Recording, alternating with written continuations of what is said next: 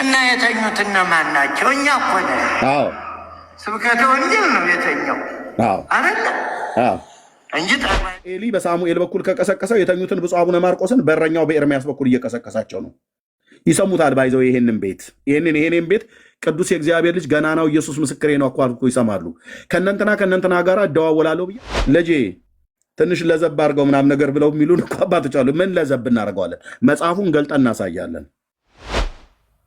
ሰው ለመስዋዕትነት ይታረድበታል የተባለውን ገዳም አልሰማችሁ? ለእኛ ለ86 ብሔር ብሔረሰብ አልበቃ ብሎ ኦሮሞ አማራውን፣ አማራው ትግሬውን፣ ትግሬው ከንባታ ወላይታውን፣ ወላይታው ሲዳማውን ሲቀጣቀጡ እኮ ሲገዳደሉ እኮ አይተናል ህዝባችንን። የኢትዮጵያ መሬት ለኢትዮጵያ ብሔር ብሔረሰቦችም አልበቃ። አንተ ለማርያም አስራት ሰጥቷታል ብለህ ምን አሉ? ማናቸው? እኛ ረጅም ጥምጣም የሚጠመጥሙት ሰውዬ የጎንደሩ ሊቀ ሊቃውንት ማናቸው? እዝራ ነው ማቸው የሚባሉት።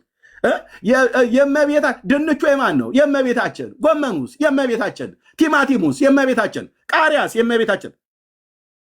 እኚህ ብሉይ ኪዳን ላይ ቢሆን ኖሮ መቀመጫቸውን 40 መገረፍ የነበረባቸው ሰው ናቸው። እግዚአብሔርን አሳንሶ ፍጡርን ድንቹም ጎመኑም ቲማቲሙም የእመቤታችን ነው አለን። አሁን ይሄ ነው ሊቅ። ዘፍጥረት መጽሐፍ ምዕራፍ 1 ላይ እግዚአብሔር ምን አለ ይላል። እግዚአብሔርም ምድር ሐመልማላትን ወይ ደግሞ እጽዋትን ታበቅል ዘንድ አዘዛት እና አበቀለች ይላል።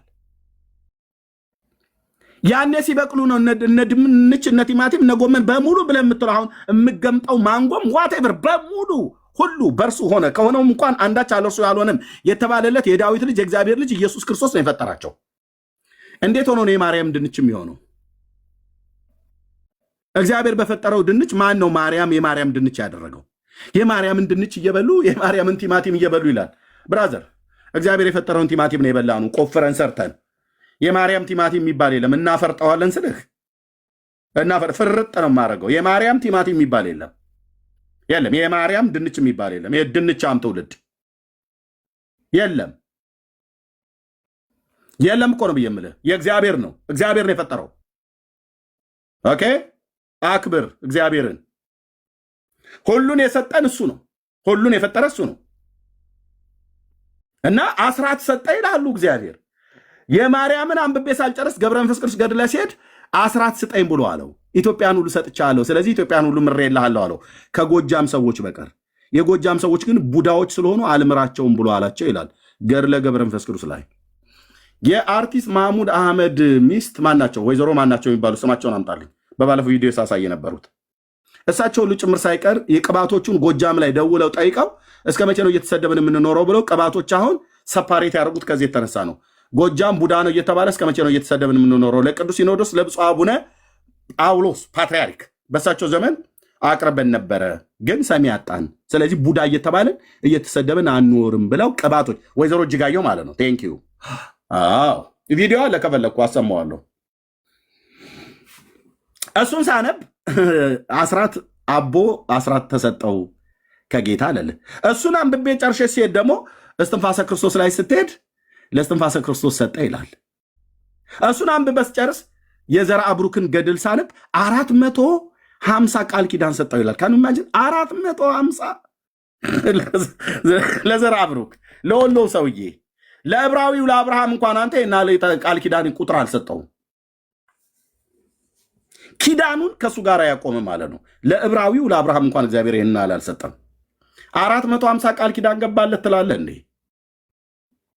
ከቃል ኪዳኑ ብለህ ስትል ጥፍርህን ያሰረ መንግስተ ሰማያት ይገባል ብሎ የሚል ነው። የፀጉርህን ዘለላ ከሰውነቱ ላይ የተላጨ ማለት ነው። የትኛውም የወንዶች ሰውነታችን ላይ የሴቶችም ሰውነት ላይ ይበቅላል። ከብብቱም ከብሽሽቱም ከብልቱም አካባቢ የተላጨ ፀጉር እሱን ያሰረ ኦርቶዶክሳዊ መንግስተ ሰማያት ይገባል ይላል ገድሉ። የት ነው የሚገኘው የኚህ ጳጳስ ፀጉር ብለህ ስትል በገዳማቸው የት?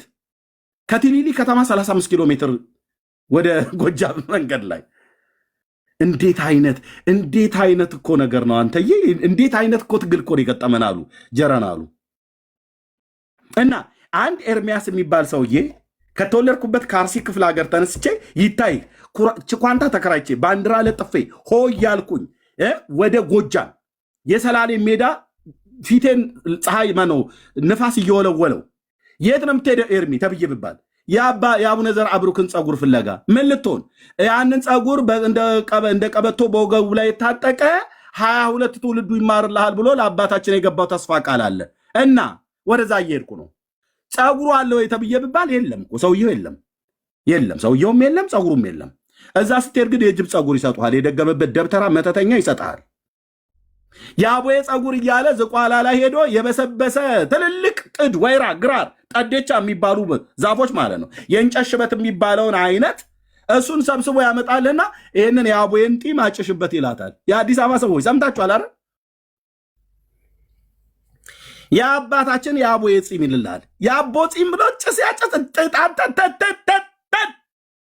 ጭስ እኔ የሥላሴ ባሪያ ጭስ የአቦን ጭስን ያጨስልሃል። የእግዚአብሔር ልጅ ኢየሱስ መስዋዕቱ ቀራንዮ ላይ በዘላለም መንፈስ ሆኖ ራሱን ለእኛ ያቀረበ ለእግዚአብሔር ያቀረበ ስለ ክርስቶስ ኢየሱስ ማነግሩት። ስለዚህ ከዝቋላ ተራራ ላይ መጣ፣ ከኮሶ እንጨት ላይ ተፋቀ፣ ከግራር እንጨት ላይ ተፋቀ አልጌ አለ የእንጨት ሸበት የሚባለው እሱን ያመጡልሃል፣ ያጨሱልሃል። የአቦዬ ጢም እየተባለ ማለት ነው።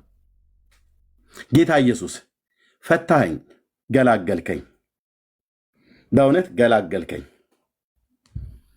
አስራት ሰጠ ብለው ይለሃል ለእነኚህ ሰዎች ሁሉ። እና ምድሪቱ ታዲያ የነ አቦና የነ ገብረ መንፈስ ቅዱስ የነ ማርያም የነ እስትንፋሰ ክርስቶስ የነ ዘርዓ ብሩክ እኮ ሆነዋል። ስለዚህ አማራና ኦሮሞ ትግሬ የተባልክ ምድሪቱን ለቃ መውጣት ነው ያለብህ። ለምን? እግዚአብሔር አስራት ለማርያምና ለአቦ ለእስትንፋሰ ክርስቶስ ለዘርዓ ብሩክ የሚባለው ሰጥቷል። ውልቅ ነው ማለት ያለብህ። ኦሮሞ የተባለ ኢትዮጵያን ለቀ መውጣት፣ አማራ የተባለ ኢትዮጵያን ለቀ መውጣት፣ ትግሬ የተባለ ኢትዮጵያን ለቀ መውጣት፣ ወላይታ ነኝ፣ ከምባታ ነኝ፣ ሀዲያ ነኝ አይሰራም። ለቀ መውጣት ነው ያለብህ። ለምን? እግዚአብሔር ምድሪቱ ለኢትዮጵያውያን ሳይሆን ኦርቶዶክስ ለእነዚህ ሰዎች ሰጥቷል።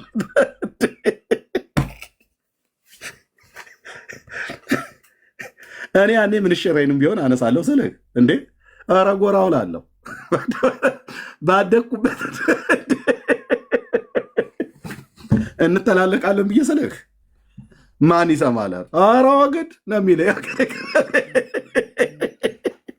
ማን ነው እሱ? አይልቀቁ ተብለዋል። ለማርያም ስለተሰጠ አስራት መሬቱ ይውጡ ተብሎ ቢባል እኔ ጠቅላ አሽከር ብለው የሚሉ ስንቶች አሉ አልኩ። ጓንዴውን አንስቶ ማለት ነው በሞራ ቀብቶ ያስቀመጠው የወለወለው መሳሪያ አለ። እርግብ ግቢትህን ብሎ ይደፋሃል ማለት ነው።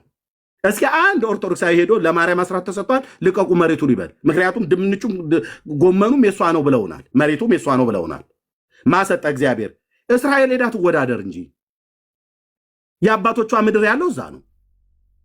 ቤተልሔም ኤፍራታ ሄዳ ከፍልስጤሞቹ ጋር ትወዳደር። ምክንያቱ ወደ ትውልድ ሁሉ ወደ የአባቱ ከተማ አይደል? ሉቃስ ወንጌል መጽሐፍ ምዕራፍ 2 ላይ ይቆጠር ዘንድ መጣ። እንዴት ነው የማወራው? ኤርሚያስ እንዴት ነው የማወራው? እንዲህ ነው የማወራው። ሉቃስ ወንጌል መጽሐፍ ምዕራፍ 2 ላይ አውግስጦስ ቄሳር በነገሰበት ዘመን፣ የህዝብ ቆጠራ በነበረበት ዘመን ዮሴፍና ማርያም ከገሊላ ተነስተው ወደ ተወለዱበት አገር ወደ ይሁዳ ከተማ ወደ ኤፍራታ ቤተልሔም መጡ ይላል። ወደ ተወለዱበት ከተማ ማርያምና ዮሴፍ የት ናቸው? ከነገደ ይሁዳ ናቸው። እና ዛሬ ያን ቦታ ፍልስጤማውያኑ ይዘውታል። ማርያም የጌታችን እናት መታ ኢትዮጵያ ውስጥ ይሄ ነው ርስቴ ነው እግዚአብሔር ሰጥቶኛል ብለህ ብትል ኖ የጌታችን እናት እንደምንወድሽ ያው ይታወቃል። ስለዚህ አገርሽ ሄደሽ እዛው በርስትሽ የአባቶችሽን ምድር ከፍልስጤማውያኑ ጋር ተዋግተሽ አስለቅቂ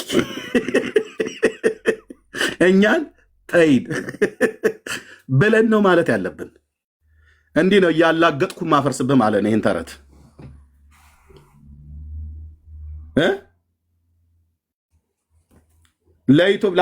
ለኢትዮጵያን ለማርያም ሰጥቷታል ይላል። እንዲህ አይነት ስብከት ነው የሚሰበከው በየዕለቱ መድረኮቻቸው ላይ። ከዛ ይማህረነ ወይ ሳለነ ወይ ቀበነ ብሎ ይልልሃል። እንደኔ አይነት ዲያቆን በማንቆርቆሪያ ይሰጠዋል፣ ጠጥቶ ይሄድልሃል። በቃ እቱ በሰላም ብሎ ሲለው ይሄዳል።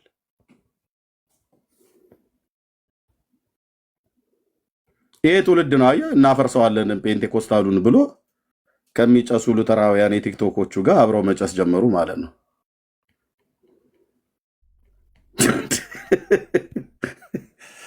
እኔ አርገበግብሃለሁ ትንሽ ነዲድ ነገር ከተገኘብህ ጭስ ሲራገብ ምናልባት እሳት ነገር ካለው ይወጣል።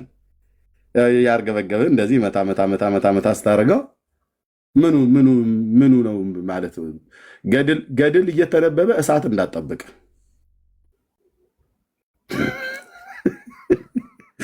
ወንጌል የተሰበከበት ነው እሳት ያለው የመንፈስ ቅዱስ እሳት። ኦኬ እሳትን ልጥል መጣሁ ብሎ ያለው ወንጌሉ ሲሰብክ ነው። ገድለ ተክለ ሃይማኖትና የዘርአ ብሩክ ጥፍር መነቀልና መላጨት ከብብቱ ከብሽሽቱ የተቆረጠ ፀጉር ፍለጋ እዛ ስለሄድክ ምንም ጠብ የሚልልህ ነገር እንጅሩ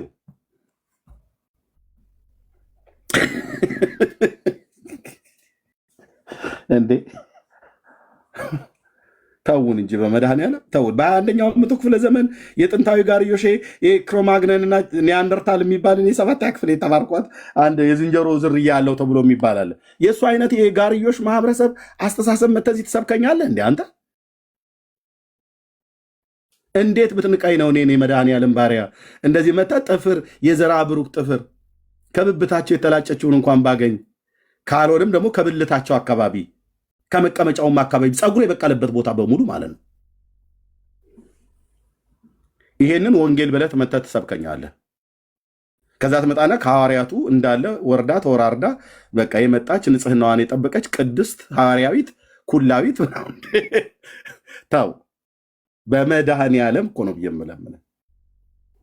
ደሜን አታፍላው ስልህ እንዴ ተው ተው።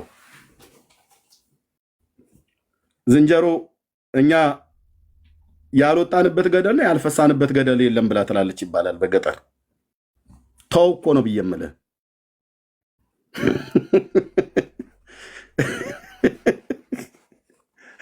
ኦቦሌሳ ተው ማለት ነው።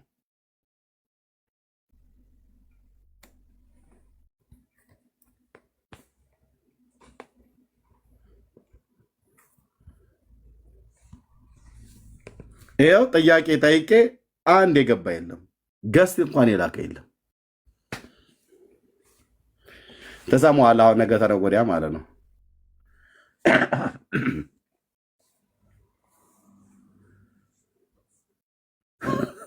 ነገ ተነገ ወዲያ ትሰማዋለህ በዚህ ጉዳይ ላይ። ደግነቱ እኔ እናንተ ጋር ቀን ሲሆን እኔ ጋር ሌሊት ነው፣ ተኛለሁ፣ አላያችሁም። ያው ሲነጋ ነው ወይ ቪዲዮ ምናምን ነገር የተቆራረጠ ማየው ማለት ነው። እየየው ይጀምራል አብረው ተሰብስበው።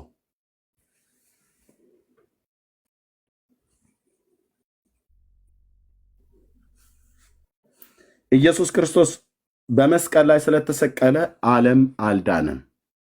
ጌታ ግን በመስቀል ላይ የተሰቀለው ዓለምን ሊያድን ነው። ኦኬ ዓለም በልጁ አምኖ እንዲድን እንጂ የሚል ቃል አለ። አየህ፣ ዓለም በማን አምኖ? በልጁ አምኖ እንዲድን እንጂ በዓለም እንዲፈርድ እግዚአብሔር ወደ ዓለም አላከውም ይላል ታላቁ ሐዋርያ ዮሐንስ። ታዲያ ሳያምን ሙስሊም ይድናል እንዴ? አይድንም። ሳያምን ኦርቶዶክስ ይድናል? አይድንም። ሳያምን ጴንጤ ይድናል? አይድንም እኮ አልኩ። አትድንም። ሳታምን አትድንም። መድኃኔዓለም ምስክር ነው፣ አትድንም። በሚካኤል ክንፍ ላይ ተንጠላጥዬ እገባለሁ ብሎ የሚል ክርስቶስ ሰምራ እቅፍ ድግፍ አድርጋ በ12 ክንፏ ከ12ቱ ክንፏ በሁለቷ ታቅፈኛለች ምናምን ብሎ የሚል ካለ ተረት ነው ብራዘር። 3:16 እንዲህ ይነበባል። በእርሱ የሚያምን ሁሉ የዘላለም ሕይወት እንዲኖረው እንጂ እንዳይጠፋ። በማን የሚያምን? በእርሱ የሚያምን ሁሉ። በቃ ወደ ቤታችን መበተን ያለብን። በኢየሱስ ሳያምን ሰው አይድንም፣ አይድንም።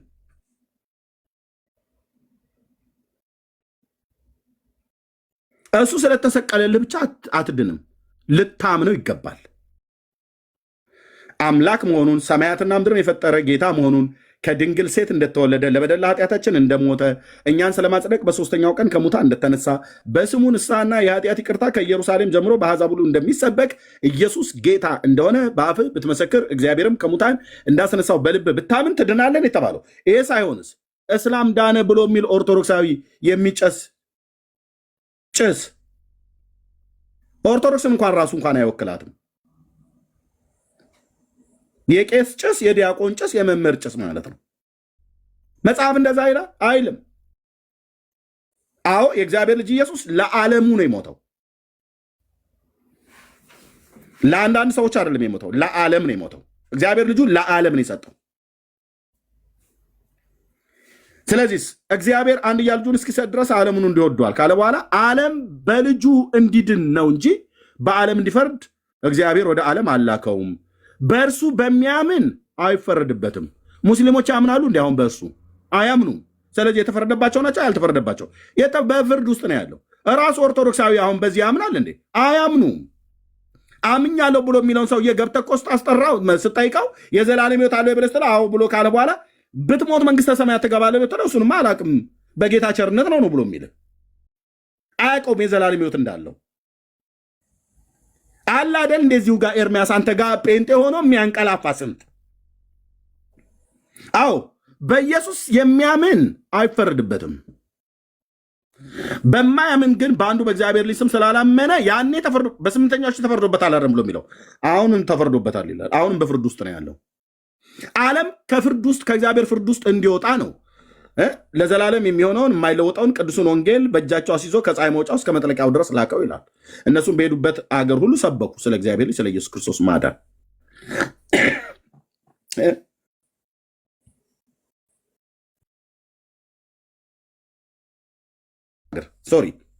ሰበኩ በሄዱበት ሀገር ማለት ነው።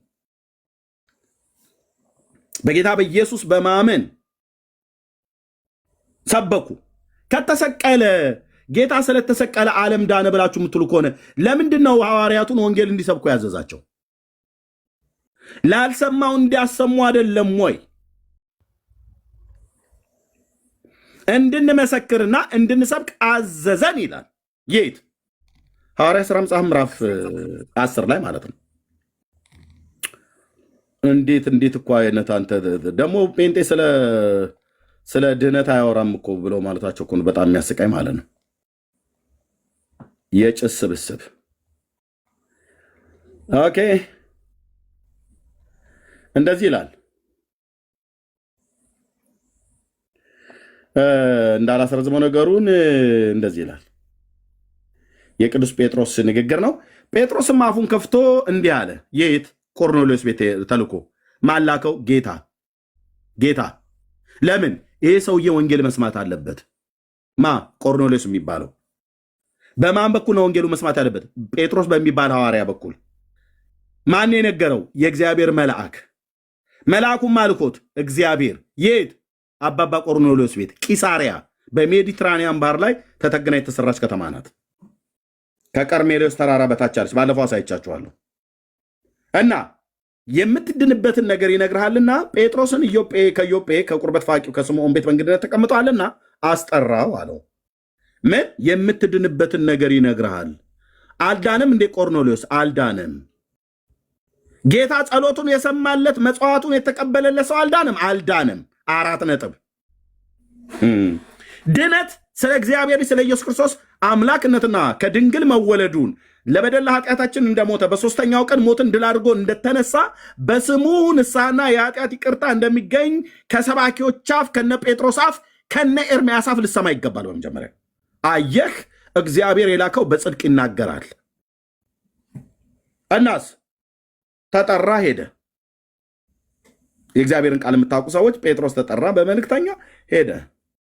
አፉንም ከፍቶ እንዲህ አለ ይላል። እሺ እግዚአብሔር ለሰው ፊት እንዳያዳላ ነገር ግን በአሕዛብ ሁሉ እርሱን የሚፈራና ጽድቅንም የሚያደርግ በእርሱ የተወደደ እንደሆነ በእውነት አስተዋሉ ይላል። ቆንጆ እያስተውልሃል ጴጥሮስ። የሁሉ ጌታ በሚሆን በኢየሱስ ክርስቶስ ሰላምን እየሰበከ ይህንን ቃል ወደ እስራኤል ልጆች ላከ። ሃሌሉያ። ዮሐንስ ከሰበከው ጥምቀት በኋላ ከገሊላ ጀምሮ በይሁዳ ሁሉ የሆነውን ነገር እናንተ ታውቃላችሁ አላቸው። እዛው በኢየሩሳሌም ሀገር ውስጥ በእስራኤል ሀገር ውስጥ ቂሳሪያ በሚባል ከተማ በቀርሜሎስ ተራራ በታች ተተግና ሜዲትራንያን ባህርን ተተግና የነበረች ጥንታዊ ከተማ ናት። ጳውሎስም በዚች በቂሳሪያ ከተማ ነበረ። ኦኬ፣ ጥንታዊ ከተማ ናት። እና በዚህ ክፍል ላይ እንደሚናገረው እናንተ ምስክሮች ናችሁ አለ። ማለት የተሰወረ ነገር አይደለም። ለቂሳሪያም፣ ለአኮብ፣ ለዛብሎና ንፍታሌም ምድር የተባለው ሰሜኑ እስራኤል ላይ፣ ለአሴር ምድር፣ ለይሁዳ ምድር፣ ለየትኞቹም ለእስራኤል 4ቱም ማዕዘናት የጌታ ኢየሱስ ክርስቶስ ዝናው ወደ አሕዛብ ሁሉ አገር ወጥተዋል። ወዴት? ወደ ጢሮስና ወደ ሲዶና። የአሕዛብ አገሮች የሚባሉት ውስጥ የአሕዛብ ገሊላ ነበር፣ የእስራኤል ገሊላ ነበር። በአሕዛብ ገሊላ በተባለው የአሁኑ ሊባኖስ ውስጥ ያለ ነው ጢሮስና ሲዶና። ቴሪ ኤንድ ሲዶን ይላል። አሁን ወደዛ ሁሉ ዝና ወጥቷል የጌታዬ ከእስራኤል ምድር አልፎ ማለት ነው። እና ታውቃላችሁ አላቸው። በይሁዳ ሁሉ የሆነውን ነገር እናንተ ታውቃላችሁ። ቆርኔሌዎስ ታውቃለህ፣ ሰምተሃል። በሮማውያን ወታደር አንድ ወንጀለኛ ያልሆነ ወንጀለኛ ነው ብለው በወንጀለኞች መካከል የሰቀሉት አንድ ጻድቅ ሰው አለ። ታውቃለህ። ያ ሰው ግን ጻድቅ ሰው ብቻ አይደለም፣ ታዲያስ ጻድቅም አምላክ ነው። ስለዚህ ታውቃለህ፣ ታውቃላችሁ በይሁዳ የሆነውን አላቸው። እንዲህ ነው እንጂ ሰባኪ፣ እንዲህ ነው እንጂ ሰባኪ ኧረ አናቅም ብሎ አይደለም ያለው። ታውቃላችሁ። እግዚአብሔርም የናዝሬቱን ኢየሱስን በመንፈስ ቅዱስ በኃይልም ቀባው ይላል። ክብር ለጌታ ይሁን። እርሱም መልካም እያደረገ ለዲያብሎስ የተገዙትን ሁሉ እየፈወሰ ዞረ፣ እግዚአብሔርም ከእሱ ጋር ነበረና ካለ በኋላ እኛም በአይሁድ ሀገርና በኢየሩሳሌም ባደረገ ሁሉ ምስክሮች ነን። እርሱንም በእንጨት ላይ ሰቅለው ገደሉት። እርሱንም እግዚአብሔር በሦስተኛው ቀን አስነሳው፣ ይገለጥም ዘንድ ሰጠው። ይህም ለሕዝብ ሁሉ አይደለም፣ ነገር ግን በእግዚአብሔር አስቀድሞ ለተመረጡ ምስክሮች ለሆን ለእኛ ነው እንጂ። ማለት በመጀመሪያ የተገለጠው ለእኛ ነው እያለ ነው እንጂ ክርስቶስ የተሰጠው ለሕዝብ አይደለም እያለ አይደለም። ለእኛ ነው መጀመሪያ የተገለጠልን እያለ ነው። ከሙታን ከተነሳ በኋላ ከእሱ ጋር የበላን የጠጣን እኛ ነን። ይሄን ነው አየህ፣ እያወራ ያለው ይሄንን ነው። አዎ ስማልኝማ። ከዛስ ለሕዝብ እንድንሰብክና ምን ያደርግልህ ትሰብካለህ ጴጥሮስ? ዓለሙ ሁሉ ክርስቶስ መስቀል ላይ ሲሰቀል ድኗል እያሉ እነ መምሬ እንቶኔ ወሬ እያወሩ ነው፣ እዚህ እየጨሱብን ማለት ነው።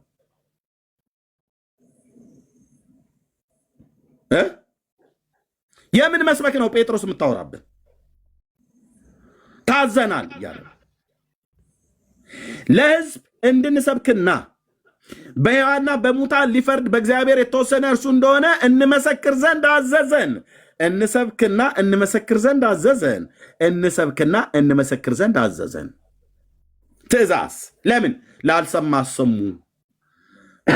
ለአይሁድም ሕዝብ ለአሕዛብም እስከ ምድር ዳርቻ ድረስ አሰሙ። ሂዱ፣ መስክሩ፣ ተናገሩ። ዝናዬን ወዳልሰሙ ወደ ሩቅ አገር እልካችኋለሁ ብሎ በትንቢተ ኢሳይያስ መጽሐፍ ምዕራፍ 66 ላይ እንደተናገረው ማለት ነው። ስለዚህ ጌታ ላካቸዋል። ዓለም ሁሉ ድኗል ብለህ የምትል ውዳሴ ማርያም እየደገምክ የምትውለው ደብተራ ባገኝህ ጥሩ ነበረ። ፍቅር የሚት አድርገው ማይኩን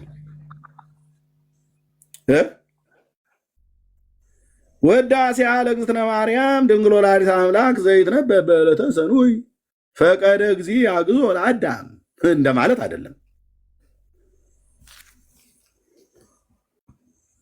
እንሰብክ ዘንድ አዘዘን። ካልተሰበከስ ዓለም አይሰማም ስለ እግዚአብሔር ልጅ። ስለዚህ አይድንም ማለት ነው።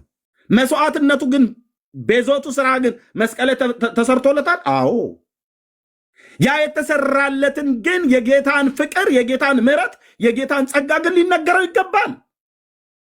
ወደ አሕዛብ ሀገሮች፣ ወደ ደሴቶች ሁሉ፣ ወደ አውሮፓ፣ ወደ እስያ በሙሉ ተበተኑ።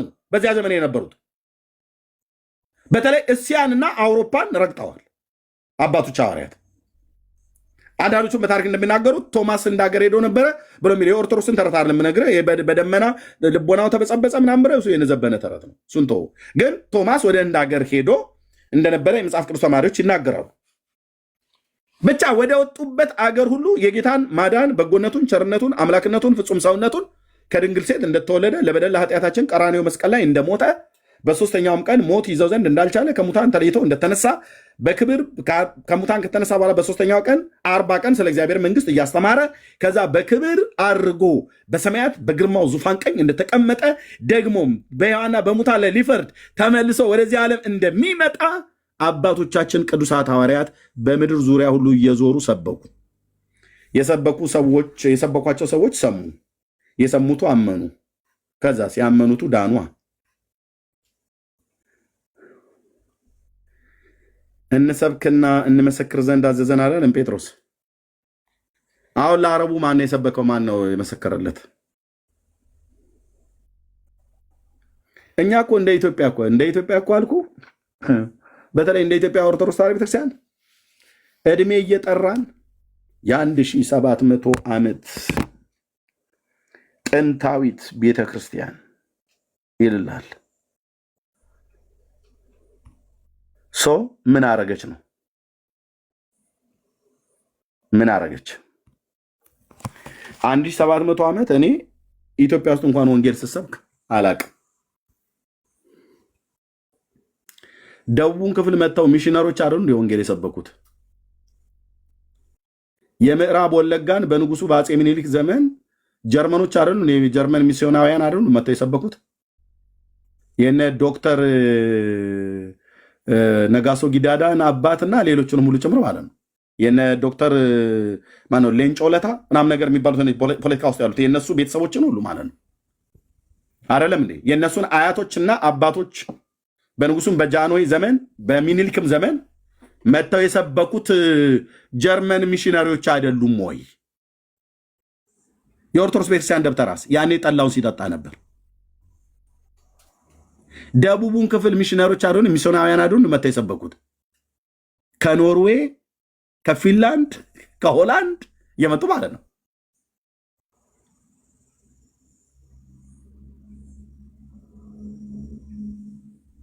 የኦርቶዶክስ ቤተክርስቲያን ምን እያደረገች ነበር? እዝል፣ ግዕዝ፣ አራራ እየተማሩ የተወሰኑ ሰዎች በቃ ህዝቡ ዳቦ እየጋገረ ጠላ እየጠመቀ ያመጣል። ቄሶቹ ይጠጣሉ። እሜቴ እነሱ ይግቦ ወደ ማጀት ሲያጠጡት ይወዳል ካህንና ሽንኩርት እያለ ይልፋል። በቃ ወንጌል ማን ይሰብከዋል? ማንም። ራሱ ህዝቡ ንቋቸው እኮ ህዝቡ አልኩ ንቋቸው። መምሬ ቄሱ ዳቦ ሲቆርሱ ጡጥ አለ ፈሱ እያሉ ማለት ነው ሙድ ሲይዙብህ። ምክንያቱም ዳቦ ሲቆርሱ ፈሳቸውን ሲፈሱ ነው በቃ የሚያዩት። ምዕመኑ ነው እንደዚህ ያላቸው። መተረጫ ወንጌል ሲሰብኩ የቱ ጋር ተገኘው? አባባ ቄሱ ዳቦ ሲቆርሱ ጡጥ አለ ፈሱ እያሉ ማለት ነው። እንደዚህ ነበር እኛ ስንል የነበረው።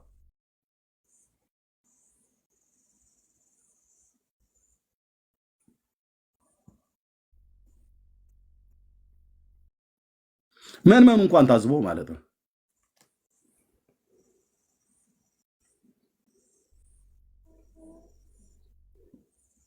እኔም እዛ በነበርኩበት ሰዓት ላይ ስንጠጣ ነበር አልኩ። ብራዘር ምን የማይጠጣ ነገር አለ? በረኪና ብቻ ነው ያልጠጣ ነው። አረቄ ከአርሲ እስከ ደንበጫ እስከ ደብረ ብርሃን ያልጠጣ ነው ነገር የለም። ጠላ ብለህ ብትል የማን ልበልልህ? የምንጃር በል የተጉለት ይሻላል፣ የደብረ ብርሃኑ ይሻላል፣ አይ የወሎ ኮረፌ ይሻላል። የባህር ዳሩ ደግሞ ገና አንድ ጠጥተህ 40 ነው የሚያስወራ። ያስለፈልፍሃል። እኔ ቆሎ ትምህርት ቤት ሲሄድ መጀመሪያ ጊዮርጊስ ቤተክርስቲያን ባህር ዳር ጊዮርጊስ የኔታ ግሩም አይነ ስውሩ የዜማ ትምህርት ቤት ማለት እስከ ቅርብ ጊዜ ድረስ በህይወት አሉ ሲባል ሰምቻለሁ። እሳኛው አባት ሞተው እንደሆነ አሁን አለቅ ፌስቡክ ላይ እስካለሁበት ጊዜ ድረስ ሰምቻለሁ። እና እዛ ሄጀል በሰጡኝ የባህር ዳሩ ጠላ ተብሎ እንደዚህ መታ አድርገው ነው የሚሰጡ። ብራዘር ጠጥቼ እንዴ የሞቱ ቅድመ አያቶቼን ሁሉ ጭምር ነው ያስታወስኳቸው። ትዝ ይለኛል እሱ እያልኩኝ ማለት ነው እማላቀውን ቅድመ አያቴን። ኧረ ትዝ ይለኛል አውቀዋለሁ። ፀጉሩ እንትን ዛጎላማ ምናምን ነገር አይደል እያልኩ ማለት ነው። መጠጣት ነበር መጠጣት ማዛ ቤት እንዴ። አዎ የግብጦ አረቄ ታዩ እህትየው ታዩ አልኩሽ። እሜቴ እነሱ ይግቦ ወደ ማጀት ሲያጠጡት ይወዳል ካህንና ሽንኩርት እያለን እኛ መላፍ ነው።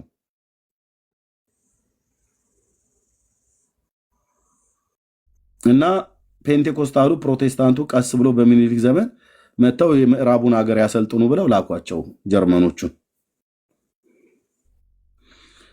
ወደ ደቡቡን በኩል መጡ። ከዛስ ጴንጤ ወንጌል መስበክ ጀመረ። እየተሰደበ ብሎ አንተ መናፍቅ አፍከን ያዝ በስንዴ በሰልባጅ የመጣ ተብሎ ሲባል ጴንጤው ዝም ብሎ ጌታ ይባርክ እያለ እየሰበከ ማለት ነው። ከዛስ በደቡብ ኢትዮጵያ ብዙ የኢትዮጵያ ኦርቶዶክስ ተዋሕዶ ቤተክርስቲያን ተዘጉ። በእኛ እንኳን ዘመን እነ ትዝታው እነ በጋሽ እዛ በነበሩበት ጊዜ ደጆችሽ አይዘጉ የሚል መርሃ ግብር ሚሊኒየም አዳራሽ ራሱ አዘጋጅተው ነበር። እኔ ኢትዮጵያ ውስጥ በነበርኩበት ሰዓት ላይ ማዘጋው ደጇን ጴንጤው እንዴት አድርጎ ለህዝቧ ወንጌል ሰበከ። የኢትዮጵያ ኦርቶዶክስ ታሪክሲያን አባቶች ስለምሰሙ ልንገራችሁ። ህንፃ ቤተ ክርስቲያን መደርደር ትታችሁ ህዝቡ ላይ ወንጌል ስሩ። እውነቱ ልንገር፣ ወንጌል ስሩ። አንተ ካቴድራል በመስራት ቦሌ መድኃኔዓለምን አንቆጥቁጠ ስለሰራው ጥሩ ነው። እሺ ይሰራ፣ ጥሩ ነው። እውነት ከተማይቱ ሲታይም ደስ ይላል። ቤቱ በቤትነት ደረጃ ማለት ጥሩ ነው። እግዚአብሔር ምስክር አልቃወም። ትውልዱ ላይ ግን ሳትሰሩ ከዛስ ደጆችሽ አይዘጉ ብሎ የሚል መርሃ ግብር አዘጋጁ። ብዙ ቤተክርስቲያን ስለተዘጋ ኦሮሚያ ክልል የግንቦት ርክበ ካህናት ስብሰባ ላይ ብፁዕነታቸው ብፁዕ አቡነ ማትያስ ናቸው እሱ ነገር ሲናገሩ የሰማሁትኝ። ቪዲዮን ብዙ ቪዲዮች አሉ፣ ዳውንሎድ አድርገዋለሁ። ወደ 10 ሚሊዮን የሚሆን አማኝ አጣን አሉ።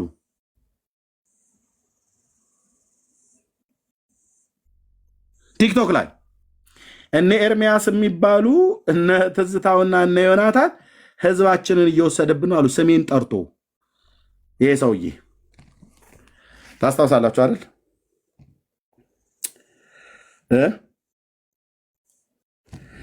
ይሄ ሰውዬ እንዲያ ብሎ ተናገረ። የኢትዮጵያ ወሬ ይወድ የለ። ለምንድን ነው እዛ የሚገቡትን ሰዎች አንድ የማትሉት አባቶች?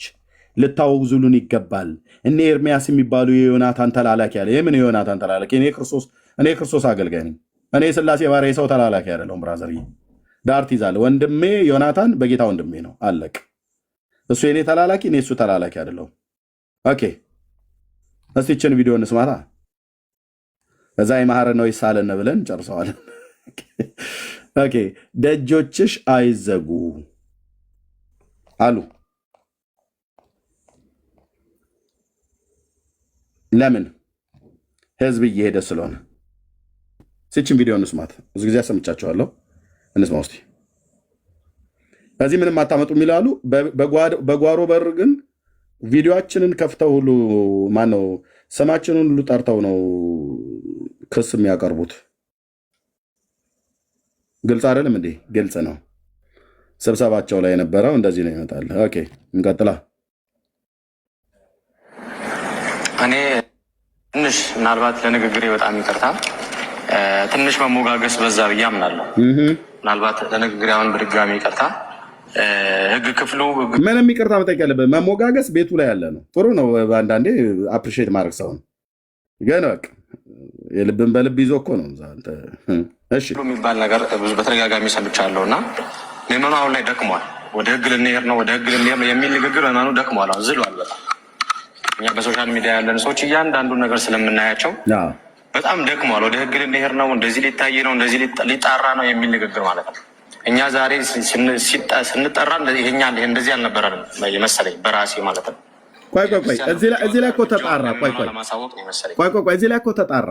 የገድላት ድርሳናቱ ጉዳይ ነበር ባይዞ ሊጣራ ብለው ስብሰባ ብለው ነገሩን ሲያዩት መጽሐፉ ላይ አለ። ከዛስ መጨረሻ ላይ አጣሩና ብፁዕነታቸው ፓትርያርክ ብፁዕ አቡነ ማትያስ መጽሐፍቶቻችን ጥራት ይጎላቸዋል እንዲሉ ጌታ ኢየሱስ ክርስቶስ አስደረጋቸው፣ በእኛ በኩል ማለት ነው።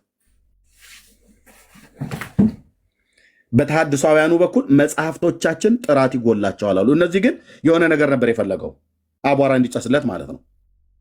ቲክቶክ ላይ ሲያገለግል የነበረ ነው። እኔ ወደ ቲክቶክ ስመጣ ማውቀው ቄስ ይመስለኛል። አሁን ቄስ ነው ወይ አይዶ ነው፣ ተሳስቼ ከሆነ በቅስና ያገኘ ይመስለኛል ባልሳሳት። ኦኬ።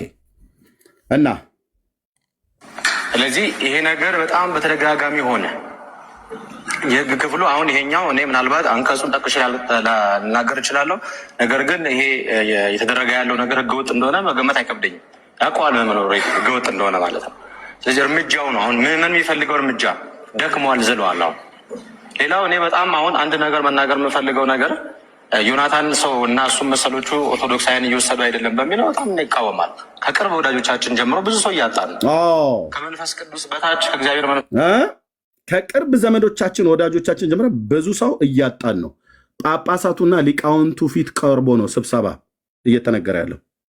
የኤርሚያስን የዮናታንን የትዝታውን ስም በመጥራት እዛ ሲከሱን ነበር። ተሰማዋለ። ቀጥሎ ከቅርብ ወዳጆቻችን ጀምሮ ብዙ ሰው እያጣን ነው። ኦኬ ክብር ለመንፈስ ቅዱስ ይሁን።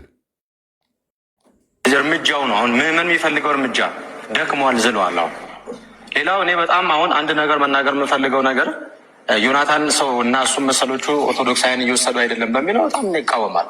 ከቅርብ ወዳጆቻችን ጀምሮ ብዙ ሰው እያጣን ነው። ከመንፈስ ቅዱስ በታች ከእግዚአብሔር መንፈስ ቅዱስ በታች መሪዎቻችን እናንተ ናችሁ።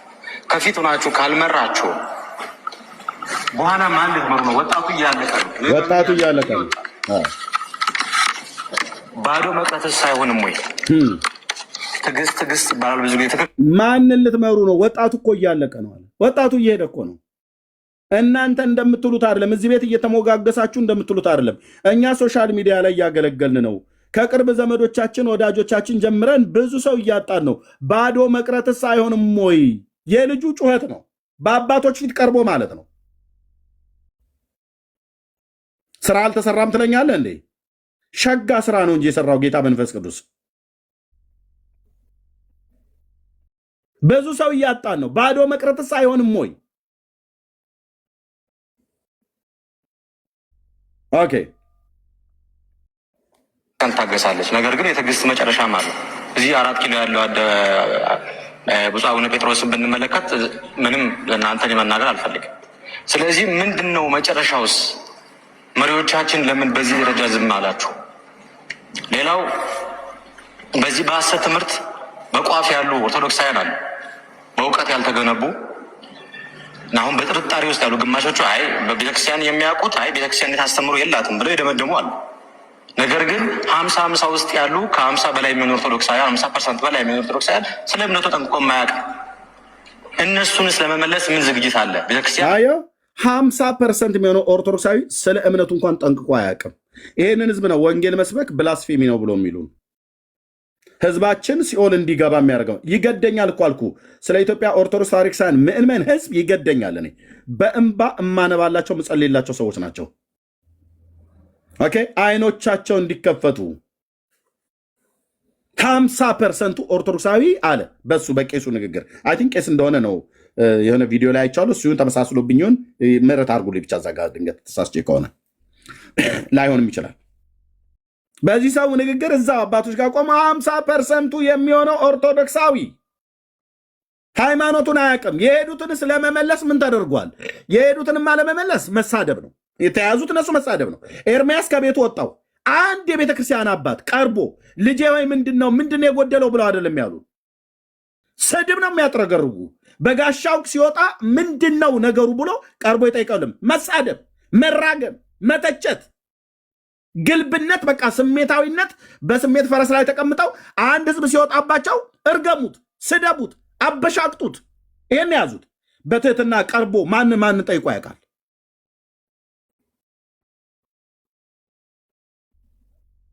አሁን ወጣቱ እያለቀ ነው። ባዶ መቅረታንማ ባዶ መቅረትማ ጃልሜዳ እኮ ዘንድሮ አየ።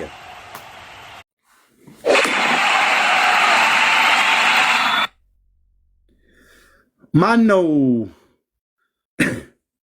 ወንድምነት? ቢኒያ አለ። ካሜራ ማነው? ቪዲዮ ክፍል ማነው? ማይክ አንሳ ካለ ቢኒ አለ። የለም መቅድያ አለሽ አለ። ኤርሚ ልደተ ቃል ፔጅ ላይ ግቢና እኔ አንዴ የተናገርኩት አለ። የኢትዮጵያ ኦርቶዶክስን እግዚአብሔር ነው የሚበቀላት ብያልኩት ቪዲዮ አለ። እሱ አስቀምጦታል። እሱ ፔጅ ላይ ፈልገሽ አምጪ። እግዚአብሔር ሲበቀላት እንዴት ነው የሚበቀላት ብያልኩት ልደተ ቃል ያኔ መልስ ብሎ ሰጥቶኛል። እሱ ፔጅ ላይ አለ። እግዚአብሔር ይበቀላል። ሲበቀል ምንድነው የሚያደርገው? ሜት አድርገው ተየው። ሲበቀል ምንድነው የሚያደርገው? ህዝቡ ነው ከእጅ የሚነጥቅህ።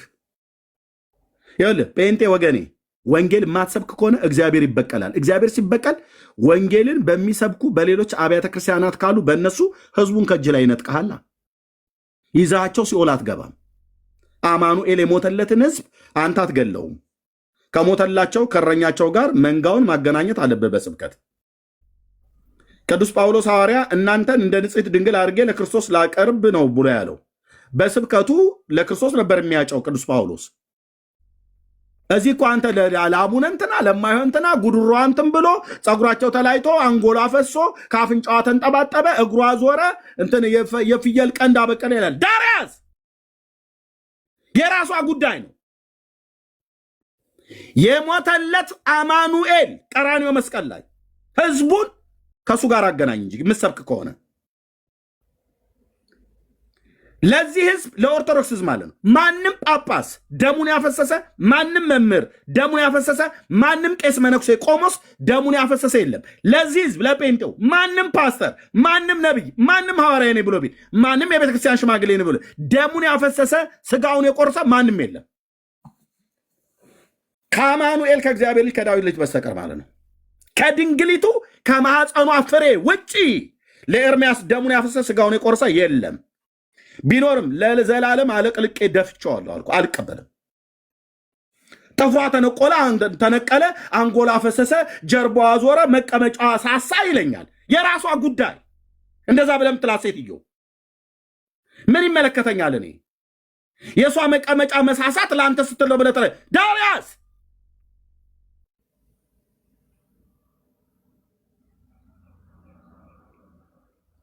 መቀመጫ ሳሳ ይለኛል። እኔ በጣም ለእናንተ ስትል ቁጭ ብላ ስታነባ መቀመጫዋ ሳሳ ይለኛል።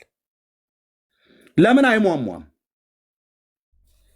አይመለከተኝም ስልህ ሞቱ ቀጥታ የሚመለከተኝ የጌታዬ ነው። ስሙን ስጠራ እምባ ይቀድመኛል። ታውቃለህ? የእኔ አባት ትዝታው ውለታው ያደረገልኝ እኔን ወዶ ከሰማያት መጥቶ ከአንዲት አይሁዳዊት ልጃገረድ ማኅፀን ተጸንሶ በበረት ክብር በሌለው ቦታ ተወልዶ ክብር በሌለው ቦታ በመስቀል ላይ የሞተው እኔን ወደ ክብር ሊያመጣኝ ነው። አንተዬ የተወለደው ክብር በሌለው ቦታ፣ የሞተው ክብር በሌለው ቦታ በወንበዴዎች መካከል።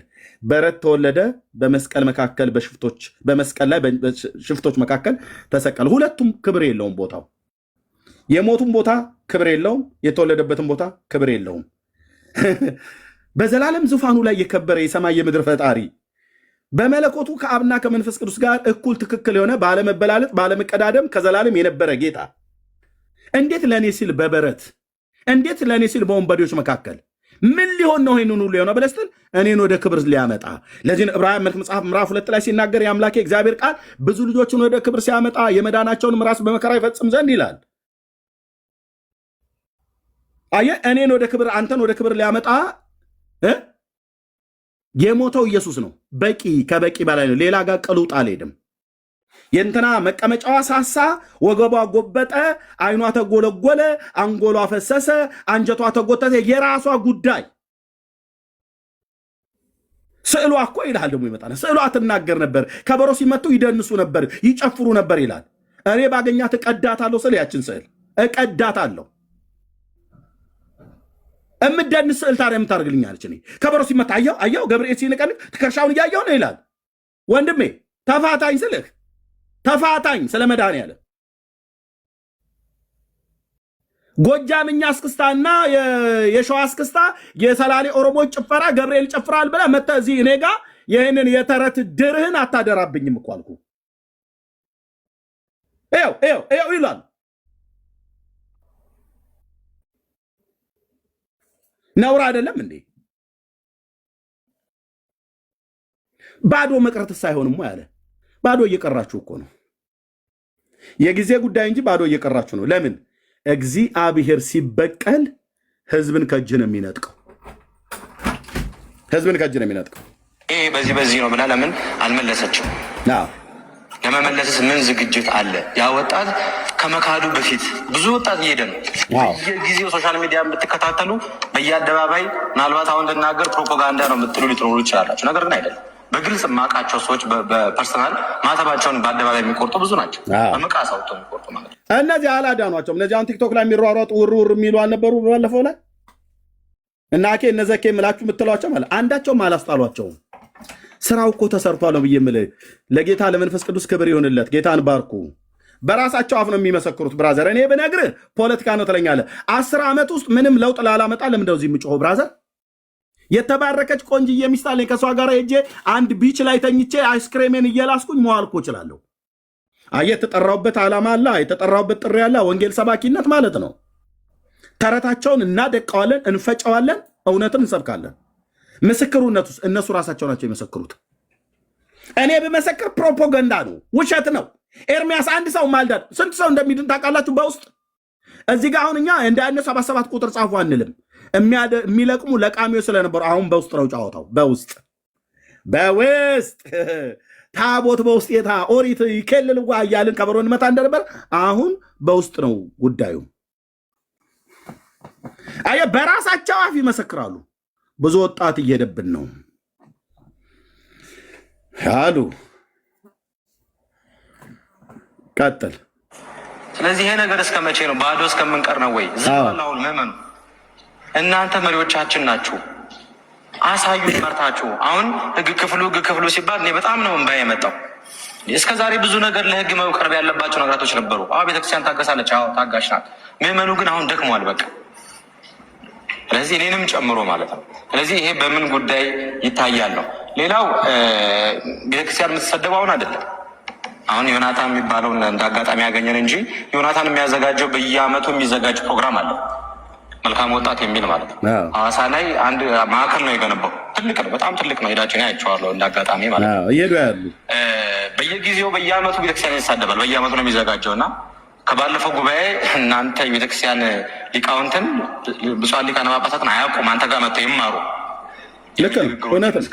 ልክ ነው። በጣም አሳፋሪ መድኃኒዓለምን ምስክሬ ነው። ልክ ነው። የዘላለም ድህነት ጉዳይ ሲነሳ እንደማታውቁ እኮ ብፁዕ አቡነ ገብርኤል እኮ ሲናገሩ ከላይ እስከታይ ተንጫጫ እኮ። በግ የቀበረው አስማተኛ ጳጳስ ሁሉ ተነስቶ በዘር ሁሉ በቋንቋ ሁሉ መሳደብ ጀመረ እኮ አይደለም እንዴ? አዎ፣ በቀባሪ አስማተኛ ሰውዬ ተነስቶ ጳጳስ ሆኖ እሱም ሊቀ ጳጳስ ነው፣ እኚህም ሊቀ ጳጳስ ናቸው። ማርያም ቤዛዊተ ኩሉ ዓለም አትባልም ቤዛ ኢየሱስ ነው ብሎ በማለታቸው ይሄ ጋላ እያሉ ተሳደቡ። ሰምተናል፣ አይተናል።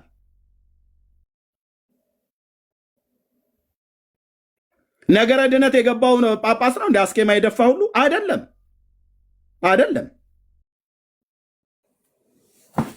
ሁሉም አይደሉም።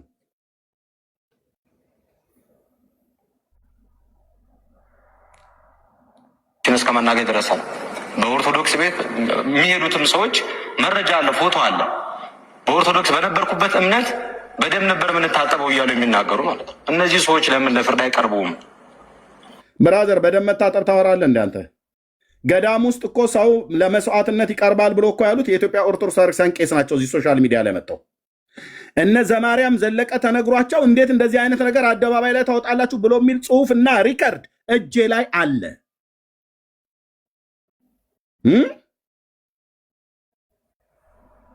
አቤት ሰው ለመስዋዕትነት ይታረድበታል የተባለውን ገዳም አልሰማችሁ? የኦርቶዶክስ ቤተክርስቲያን ቄስ የሆኑ አይደሉ እንዴ? ከጎጃም ሀገር መጥተው ገስት ላይ ገብተው እነማን ናቸው የሚባሉትን ስማቸውን ጥሩልኝ። እነ ገብረስላሴ በሚባሉት ቤት ላይ ገብተው ሲናገሩ የነበሩት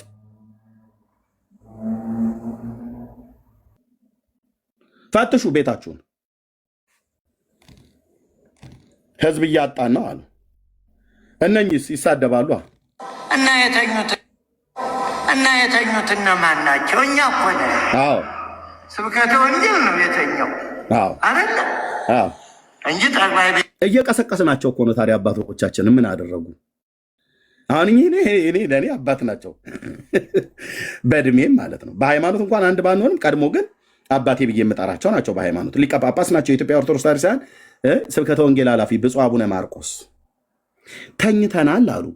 እኛ ልጆቻቸው እየቀሰቀስናቸው እኮ ነው። ታዲያ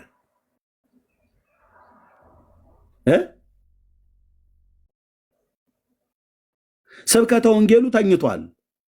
ጠላቸውን ጠጥተው ተኝተዋል። ስብከት የሚባል የለም ኦርቶዶክስ ቤተክርስቲያን ውስጥ። እውነቱ ልንገራችሁ የለም። ተታላል አንተ። የአቡነ አረጋዊ ዕለት አቡነ አረጋዊ ነው የሚነገርህ። የጊዮርጊስ ዕለት ስለ ጊዮርጊስ ነው የሚነገርህ። የተክለ ሃይማኖት ዕለት ስለ ተክለ ሃይማኖት ነው የሚነገርህ። መግቢያው ላይ በስመ አብ ወወልድ ወመንፈስ ቅዱስ አሐዱ አምላክ ይላሉ። መጨረሻው ላይ ወስብሐት ለእግዚአብሔር ወለወላዲቱ ድንግል ወለመስቀሉ ክቡር ብሎ ይጨርስልሃል። በቃ አለቀ። ከመሃል ግን የሚያወራ ሁሌም በየወሩ እናታችን ክርስቶስ ሰምራ በተጉለት አውራጃ በቡልጋ ነው አይ ቲንክ በተጉለት አውራጃ የቀድሞ ተጉለት አውራጃ ስለሆነ በቅዱስ ጌ በሚባል ቦታ ሄጀበታለሁ። ቦታውን ባይዘው እና ቢያት ወልዳ ታደገች በኋላ ብሎ ይልላል በየወሩ። በየወሩ አንድ የቡልጋ ሴትዮ ልሰብክ ነው እንደ አንተ ቤተክርስቲያን የተባልከው? የዘመናት አምላክ የምድር ዳርቻዎች ሁሉ ፈጣሪ አይነገርም እንደ ማዳኑ? አይሰበክም እንደ ወንጌሉ ጉልበት? ለምንድን ነው ህዝብ የሚሄደው ከኦርቶዶክስ ቤተክርስቲያን የሚወጣው? የጴንጤን ስም በዚህ ያህል ልክ ኦርቶዶክስ ከነ አገልጋዮቿ እያጥላላች እንዴት ህዝቡ እየመጣ ወደ ጴንጤ ይቀላቀላል?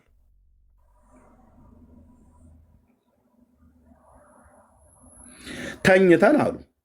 ልክ ነው። መተኛታችሁን ማመናችሁ ብፁዕነቶ እግዚአብሔር ይስጥልን።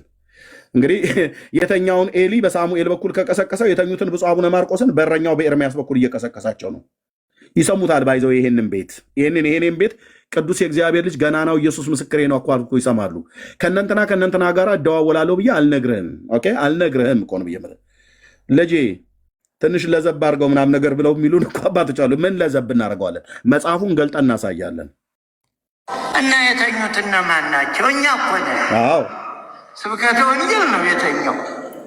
ታዲያ እነሱ አሁን ጳጳሳቱ ተኝተው ህዝቡ የነቃ ነው ብለህ ትላለህ? ብራዘርዬ እነዚህ ቲክቶክ ላይ በሚሯሯጡ የታክሲ ተራ ልጆች ተብለው በተባሉት በዲህ በኩሉ እነሱ ያነቁታል አለ። ሞከሩ እኮ የተወሰነ ጊዜ፣ አሁን የሉም፣ ጠፉ። ግማሹ ገዳም ያስተዋውቅልሃል፣ ብር ሽቀላ ላይ ናቸው። ለአንድ ገዳም የሆነ ነገር ስትል 100,000 ምናምን ነገር ይበጭቃሉ። በቃ እዛ ላይ ናቸው፣ እዛ ስራ ላይ ተጠምደዋል። ለምን? እግዚአብሔር አላካቸውማ። እንዲሰብኩ መቼ እግዚአብሔር ላካቸው? አላካቸውም። ሲሰብኩ ታውቃለህ? የለም። ከሰበኩ የኦርቶዶክሳውያኑ እነዚህ የባጃጆች ሁሉ ተራውያን የሚሰብኩት ምንድን ነው? ውሃ ነው። ውሃ ያድናል ይለዋል። የእግዚአብሔር ልጅ ያድናል አይሉም። ሲጀምሩ ውሃ ያድናል፣ ውሃ ፍቱን ነው ይለዋል። ውሃ ፍቱን የሆነው ለመጠጣትና እንደዚሁም ደግሞ የሰውነትን እድፍን ለማስወገድም እንደዚሁም ደግሞ ለጥምቀትም ጭምር እንጠምቀንበታለን። መጥተው ቢሰብኩ ጥምቀት ያድናል የሚለው ኢየሱስ ያድናል አይሉም።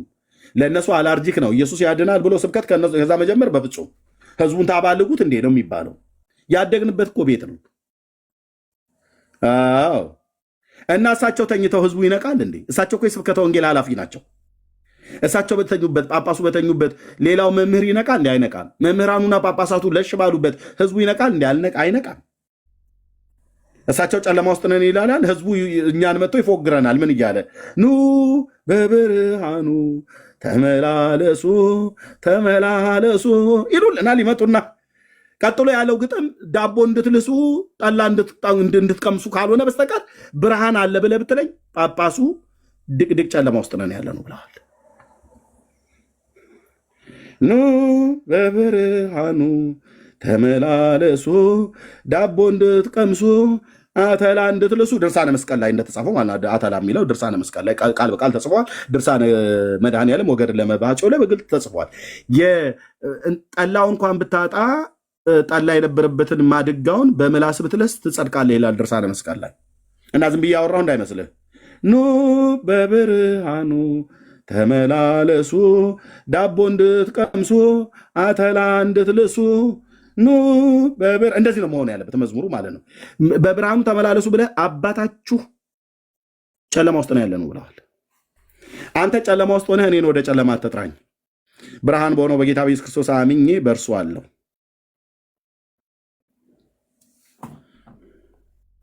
እና መምህሩ በተኛበት ምዕመኑ ይነቃል እንዴ? አይነቃም እንጂ ጠቅላይ ቤተ ክህነትማ ዛሬ አይታማም። ምን ማድረግ ይችላል? ትምህርት ክፍል ምኑን ነው ትምህርት ክፍል ተብሎ የተሰየሙ? ምንም ምኑን ነው የሚያስተምረው? እንዲህ ያህል ትምህርት ሲዘራ ሊቃውንት ጉባኤ እንዴ ምንድን ነው? ለመቼ ነው? መከላከያ እኮ ነው ሊቃውንት ጉባኤ፣ የመጨረሻው ኃይል እኮ ነው። ምን ይሰራል? ዳቦ ነው የሚበሉት በጽነቱ። እና አሁን ይህም ቶሎ ብሎ ለአንድ ጎረምሳ ጥሩ ነው። ማነቃቂያነቱን የወድጄዋለሁ በእውነቱ። ይህ ባነቃቃ ኑሮ ሆነ እና ሳሙኤል ነው እኔ ያረካኝ በእውነቱ። ሁላችሁም ጥሩ ናቸው፣ ግን ሁላችሁም ጥሩ ናት ባላ እንዳትሉ መብት ነው። አሁን ምን እያሉ ነው? እነኚህ ሰዎች አላርም ሆነውልናል፣ እያንቁን ነው እያሉ ነው። ታዲያ ኦርቶዶክስ ለእኛ እኮ የወርቅ ማርዳ እኮ ልሸልመን ይገባል በእውነት። እውነቴን እኮ ብዬ የምልህ ጠርታ ልትሸልመኝ የሚገባው እኔን ነው። ጠርታ ልትሸክመን የሚገባው በእውነት ትዝታውን ነው። እኛ አሳይተናቸው ነው መጽሐፍቶቻችን ጥራት ይጎላቸዋል ብለው ያሉት። እንዲህ እያሉ ተናገሩ። የመጨረሻው ሀሳቤ ዮናታን ብቻ አይደለም፣ የዮናታን ደቀ መዝሙራቶች አሁን ላይ ሶሻል ሚዲያውን እያናጉት ሶሻል ሚዲያውን ምናልባት እናንተ አንዱን ነው እሱን ነው እንትን የምትሉት በየአሁን በቲክቶክም በፌስቡክም በኢንስታግራም ብትመለከቱ ሚዲያ ላይ 3000 2000 ሰዎች እየገቡ ክርክር እያደረጉ ማለት ነው። መጀመሪያ ክርክር የሚያደርጉ ኦርቶዶክሳውያን ቤተክርስቲያን እውቅና ሰጥታቸው ነው ወይ? በዚህ ጉዳይ ለምን ዝም አለች? ይገባሉ። ለምሳሌ አሁን የዮናታን ደቀ መዝሙሮች 3 ነው ይገባሉ። እነ ኤርሚያስ የሚባሉ እነማን የሚባሉ እሱ ጋር ይገባል አንድ ኦርቶዶክሳዊ ምንም እውቀት ወይ እነማን የሚባሉ የግድ የኔ ስም ስለተጠራ አይደለም። እነማን የሚባሉ ክርስቲያን እውቅና ሰጥታቸው ነው ወይ? በዚህ ጉዳይ ለምን ዝም አለች? ይገባሉ። ለምሳሌ አሁን የዮናታን ደቀ መዝሙሮች 3 ነው ይገባሉ። እነ ኤርሚያስ የሚባሉ ማለት እሱ ጋር ይገባል አንድ ኦርቶዶክሳዊ ምንም እውቀት የሌለው። ከዛ ይገባና ሲጠየቅ አይ እንደዚህ የሚባል አለ እንዴ ብሎ ይወጣል። አያችሁ እምነታችሁ እንደዚህ አይነት ነው ይላል። ከዛ ውስጥ ከ2000 ሰው ውስጥ 500 600 1000 ሰው ኦርቶዶክስ ለምን ኤርሚያስ ቤት አትግቡ ብሎ የሚሏቸው? ለምን እነ ቀሲስ ቴዎድሮስ እንዲያወግዙ ለምን ተነገረ? አልፈው ከፍ ብለው ሄደው ስማችንን አልጠሩም እንጂ መጋቢ አዲስ አይነ ስውሩ ማለት ነው። መጋቢ አዲስ አለማየሁ ናቸው። እሸቱ አለማየሁ መጋቢ አዲስ ቲክቶክ ላይ አንድ ኦርቶዶክሳዊ ገብታችሁ እንዳትሟገቱ አሉ። ለምን? ህዝብ እየሄደባቸው ነው። ብራስ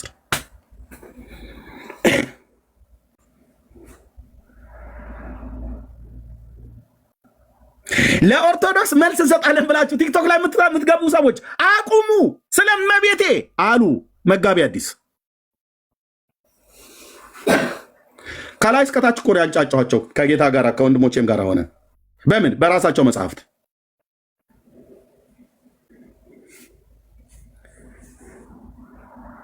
የገድል አርበኛ የኢየሱስ ምርኮኛ ብለህ ብትለኝ የፈለግከውን በል ብራዘር። አዎ የኢየሱስ ምርኮኛ ነኝ። ይህንን የሰው ስርዓት ትምህርት ያለ ርኅራኄ ከትክቼ ማንም በማያስተለው ያለ ገላጋይ መጽሐፍቶችን እርቃንህን አስቀርቼልሃለሁ። አባቶችህ ጥራት ይጎላቸዋል እንዲሉ አስደርገናቸዋል። ክብሩ ለኢየሱስ ክርስቶስ ይሁን። ህዝብ ነቅቷል። እነ ኤርሚያስ የሚባሉ ሶሻል ሚዲያውን እያናጉት ነው ይላል። በውስጥ ነው እዛ የሚያወሩት ስብሰባ ላይ ማለት ነው። ያው ሌላው የመጨረሻው ሀሳቤ ዮናታን ብቻ አይደለም፣ የዮናታን ደቀ መዝሙራቶች አሁን ላይ ሶሻል ሚዲያውን እያናጉት ነው። ምናልባት እናንተ አንዱን ነው እሱን ነው እንትን እንዴ ምንም አታመጡም እኮ ነው ቢሉን አልነበርም እንዴ? እናኬ ነበኬ በሏቸው የሚሏቸው ሰዎች ምንም አታመጡም እኮ ሲሉ ነበር። ምንም ጠብ የሚል ነገር የለም። ምንም ጨዋችሁ ምንም ታመጡት ነገር የለም ብለው አሉ እና እዚህ ደግሞ በጓሮ በኩል ደግሞ ያለቅሳሉ። እዛው ኪስ ውስጥ ምን ያህል ብር እንዳለ ለማወቅ ከፈለኩ እዛው ስር ሰዎች አሉ። መምሬ እንትና እንዳትጠረጥረው ቄስ ነው፣ እንዳትጠረጥረው ጳጳስ ነው፣ እንዳትጠረጥረው መምህር ነው። ቡራኬ ይሰጣል፣ ታቦት ይሸከማል፣ አሐዱ አብ ቅዱስ ብሎ ይቀድሳል። ምን ታመጣለህ?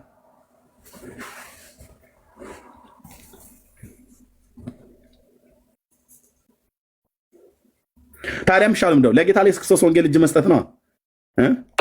በየአሁን በቲክቶክም በፌስቡክም በኢንስታግራም ብትመለከቱ ሚዲያ ላይ 3000 2000 ሰዎች።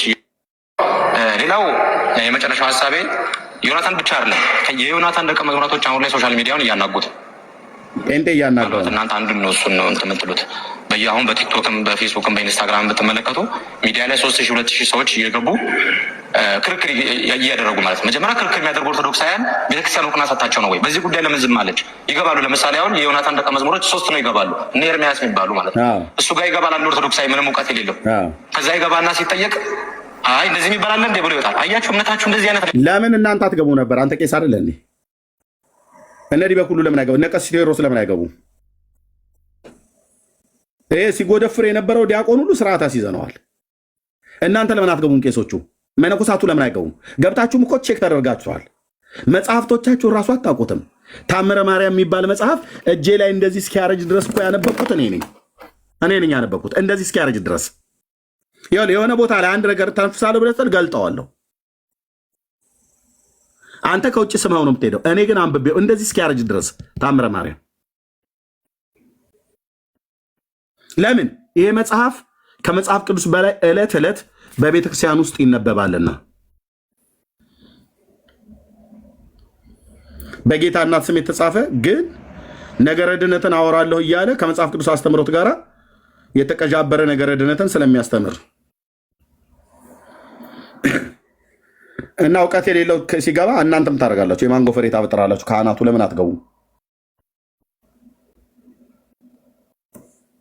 ለምን አትገቡ? አሁን እዚህ 400 ምናምን ሰው ይሰማል አይደል? እዚህ ጋር ፊት ለፊት ላይ ቢሃይንድ ባይ ተደብቆ እንደ ኒቆዲሞስ ከሺዎች በላይ ነው የሚሰማው። እንደ ኒቆዲሞስ ተደብቆ ማለት ነው።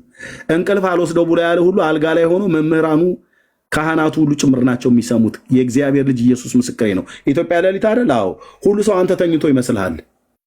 የኑሮውም ውድነት የሃይማኖቱም ጉዳይ ጥያቄ ፈጥሮበት አልጋው ላይ እየተገላበጠ እንቅልፍ አልወስደ ያለ ሁሉ ገብቶ ያያል፣ ይሰማል። ቢሃይንድ ባይም ተደብቆ ይሰማል። ቢሃይንድ ባይ አንዳንዴ ቢሃይንድ ባይ የሚሰማው 10 ሺህ 8 ሺህ 9 ሺህ ሰው ይሰማል። ከፊት ለፊት ገብተው አይሰሙም። እዚህ ውስጥ ገብተው ካወሩ ሊታዩ ነው። ቢሃይንድ ባይ ማለት ከውጭ ማለት ነው። ቲክታክ ደግሞ እንደዛ ሲስተም ያሳያል። አሁን አቤት ለምን ካህናቱ ገብታችሁ አታስጥሉም ነበር? እነ ኤርሚያስ የሚባሉ 2000-3000 ሰው አስገብተው ሲጠይቁ ለምን ገብተህ አረዳቸውም ነበር? አንተ ቄስ አይደለ እንዴ? አገልጋይ አይደለ? ቲክታክ ላይ ነበርክ፣ ሶሻል ሚዲያ ላይ ነበርክ። ለምን አላስጣላችኋቸውም? ምናልባት እናንተ አንዱን ነው እሱን ነው እንትን የምትሉት። አሁን በቲክቶክም በፌስቡክም በኢንስታግራም ብትመለከቱ ሚዲያ ላይ 3000 2000 ሰዎች እየገቡ ክርክር እያደረጉ ማለት ነው። መጀመሪያ ክርክር የሚያደርጉ ኦርቶዶክሳውያን ቤተክርስቲያን እውቅና ሰጥታቸው ነው ወይ? በዚህ ጉዳይ ለምን ዝም አለች? ይገባሉ። ለምሳሌ አሁን የዮናታን ደቀ መዝሙሮች 3 ነው ይገባሉ፣ እነ ኤርሚያስ የሚባሉ ማለት ነው። እሱ ጋር ይገባል አንድ ኦርቶዶክሳዊ ምንም እውቀት የሌለው። ከዛ ይገባና ሲጠየቅ አይ እንደዚህ የሚባል እንዴ ብሎ ይወጣል። አያችሁ እምነታችሁ እንደዚህ አይነት ነው ይላል። ከዛ ውስጥ ከ2000 ሰው ውስጥ 500 600 1000 ሰው ኦርቶዶክሳዊ ነው። እነዚህ የሚከራከሩ ሰዎች ስለምንድን ነው 4 ነጥብ ቤተክርስቲያን ያላስቀመጠችላቸው? አሁንም ድረስ የሚከራከሩ ምናልባት የቤታቸው ቅናት በልቷቸው ሊሆን ይችላል። ነገር ግን ስርዓት ነው አይደለም። ስለዚህ የእሱ ደቀ መዛሙርቶች አሁን እየሰፉ ናቸው። ከምንናገረው በላይ አስጊ ነገር ነው። ወጣቱ ደክሟል። እንደዚህ አይነት አለ እንደ እያለ አሁንስ በሰለቸው ነገር ላይ በሰጠው መግለጫ ላይ ቤተክርስቲያን አይ እንዲህ የሚባል አስተምሮ የለንም። ቅድም ብፁዕ አቡነ አብርሃም ከተናገሩት ነገር ትንሽ ልቤን የመለሰልኝ ነገር ቀድሞው ሰርተውበታል። ምናልባት ይህን ንግግር ለመናገር የዛሬ 15 ዓመት በፊት አቀደውት ነው። ከዛ በኋላ ታምሩን አሳትመው ነው የተጠቀሙበት ብዬ አምናለሁ። እንደኔ ውሸት እኔ እጅ ላይ ከብራና ውጪ 4 ትልልቅ ጉምቱ የሚባለው ታምረ ማርያም አለ። አንደኛው ይሄ ነው። 3ቱ አለ። ያው ትልልቁ ማለት ነው ቤተክርስቲያኒት ውስጥ አለ ተብሎ ከሚባለው የቀረው ባለ 64ቱ የሚባለው በማርያም ዕድሜ የተሰየመው እዚህ ውስጥ አለ። ባይዘው እሱ ታምር እና የብራናው የተባለው ካልሆነ በስተቀር ትልልቁን 4ቱንም ነው ያስመጣሁት። በዚያ መልጣለሁ ብለትል በሌላኛው ይዛለሁ፣ በዛኛው መልጣለሁ ብለትል በሌላኛው ይዛለሁ፣ በዛኛው መልጣለሁ ብለትል በዛኛው ዘጋባለሁ። ነፍስ ከስጋ እስኪላቀቅ ድረስ ታምረ ማርያም ላይ የተጻፈውን በቅርብ ጠብቁኝ። ማርያም ከንጉሱ ከአፄ ሚኒሊክ ጋር ምን አደረገ ተብሎ እንደተባለ ከነ አፄ ሱስንዮስ ከነ አፄ ካሌብ ከነ አፄ ፋሲለደስ ከነ ንጉስ ላሊበላ ጋር ምን አደረገ ተብሎ የተባለውን እዘረግፈዋለሁ በመደዳ አንድ ሰው እንዳይቀር። የተኛ ካለ ቀስቅሱ፣ ጠሩት። ከነገስታቱ ጋር ከኢትዮጵያ ነገስታት ጋር ከነ አብርሃ አጽብሃ ጋር ከነ ንጉስ ካሌብ ከነ ንጉስ ዳዊት ከነ አፄ ዘርዓ ያዕቆብ ጋር ምን አደረገ ተብሎ የተባለውን እዘረግፈዋለሁ። ቃል በቃል ይነበብልሃል እዚህ ማለት ነው። ይህን ትውልድማ አስረውት አይቀመጡም። እነሱ ሆዳቸውን ለመሙላት እግዚአብሔር በመልኩና በአምሳሉ የፈጠረውን ትውልድማ አይጮትበትም። እነ ኤርሚያስ የሚባሉ ሶሻል ሚዲያውን እያናጉት ነው። ልክ ከዛ በኋላ ኤርሚያስ ቤት አትግቡ ብለው አወገዙ። ወንድሞቼን አውጥቼ ቃል በቃል እኮ ነው ያወገዙት። እዛው ቁጭ ብዬ በሌላ አካውንት ገብቼ ሰማቸው ነበረ። አንዳንዴ ኮሜንትም ስጽፍ መጋቢ እንኳን ደህና መጡ ይግቡ እንጂ ወደ ላይ ይግቡ ይሉኝ ነበር። አላወቁኝም።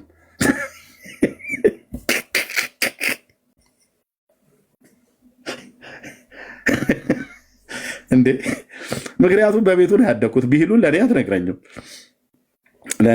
ከገባው ደግሞ ልታወቅ ነው። ድምፄ ይታወቃል። ልታወቅ ነው። እታች ሆኜ ታፕታፕ ኮፒ ሊንክ ሼር እያደረኩ ይግቡ አባታችን መጋቢ እያሉኝ ማለት ነው። ከዛ ኤርሚያስ ቤት እንዳይገባ ያውጉዙልን ብለው እነ ቀሲስ ቴዎድሮስን ጠርተው እነ ዲበኩሉ እነ የኔታ ቀለም ወርቅ የዲቤት ጥሪ ሁሉ እንዳትቀበሉ ያለው መርጌታ ኤፍሬም ነው። እሱን ሰው ዲቤትም አትጥሩት፣ ዲቤትም ቢጠራችሁ አትቀበሉ ብሎ ያለው ማለት ነው። ቪዲዮ አለኝ እኮ ነው ብዬ ብራዘር፣ እዚህ ቤት ውሸት አይሰራም። እማገለግለው እግዚአብሔርን ስለሆነ ለምን ዲቤት ጥሪ የጠሩኝን ስቀበል ይሰርዛሉ፣ እኔ ስጠራ አይቀበሉም፣ ያሰርዛሉ። ቀሲስ ዲበኩሉን እንደገና ቀስቅሱትና በታቦቱ ላይ ካህን ስለሆነ ታቦት ተሸካሚ ስለሆነ በታቦቱ ላይ በብሉይ ኪዳኑ በአዲስ ኪዳኑ ታቦት ላነጋግረው ፈልጋለሁ። የባለፈው ላይ ያኔ በአብሮ አደጌ ሞት ላይ እንደቀለደው አይደለም። መድኃኔዓለም ክርስቶስ ሜዳው ላይ ያገናኘን ቴዲ ሐዋሳ ቤት እንደው ጠይቋቸውና ፈቃደኛ ከሆነ ዲበኩሉ ማለት ነው። በታቦቱ ጉዳይ እንደ ስዕሉ አደባባይ ላይ ይቀበራል። የታቦቱም ጉዳይ በእውቀት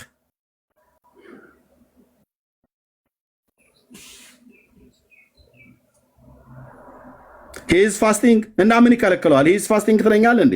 ጾም ቢገባ ምን ይከለክለዋል? ይህንን አታውሩ ይባላል እንዴ? በጾም ጊዜ ስለ ታቦት አታውሩ ይባላል? ፌዝ እንደዚህማ አትቀልድብንም።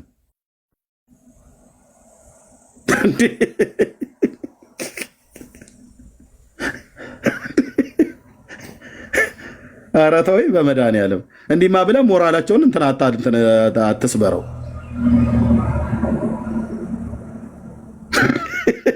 አይ ገብቶኛል እንዴ እልቅ አይዟችሁ በርቱ ነው ማለት ያለብን።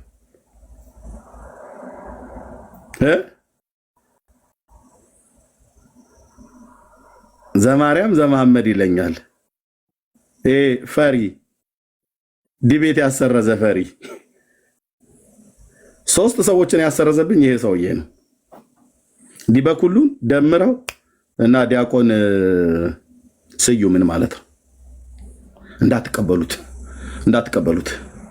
እንዳትቀበሉት ይቅርባችሁ ወገኖች። እንደ በወላዲተ አምላክ በመብርሃን ነው ብዬ የምላችሁ እንዳትቀበሉት። ምክንያቱም ባለፈው የደረሰብንን ዱብዳ አይታችሁታል። ያኛው ወፍራሙ ሰውዬ እንደዛ እየጎደፈረ እንደ ደጋ ከብት ጥሩ ተዋጊ መስሎ ነበር። ሄደው እኮ አስቀጠቀጠን። ታስፈጀናለህ አሉት እኮ ተያይዘን ነው የምናልቀው አሉ። ልክፈተው እንዴት ነገር መምህራኑ ሁሉ ያስተውታል። እናንተ የረሳሁትን አታስታውሱኝ እኮ ነው የምለው። ዳግዬ አስቀምጦታል ይመስለኛል። እና አታስታውሱና ወገኔ፣ የረሳኑ ዝም ብለን ሀዘናቸውን አትቀስቅስ ከሆነ ልተወው እችላለሁ። ወንጌል ትሰብካለህ አትሰብክም?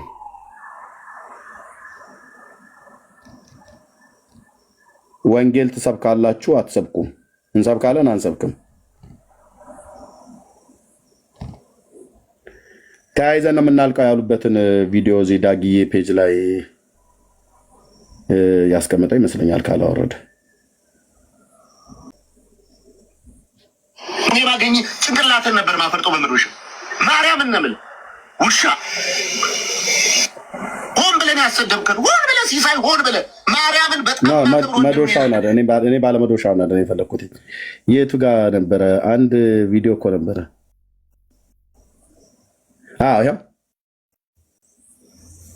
እንደው ሰዎች የሚስተናከሉ ከሆነ አንተ በምታብራራው ማብራሪያ ሰዎች ከመስመር የሚወጡ ከሆነ ለተወሰነ ቀን ባታብራራ ቅር ይልሃል ማለት ከዲቤቱ ባሻገር መርጌታ ሊቀ ሊቃውንት ቀለም ወርቅ የሚባሉ ናቸው። ልብ በሉ። ለዲያቆን ስዩም ነው እዚህ ጋር እየተሰጠ ያለው ምክር። ይቅርብህ።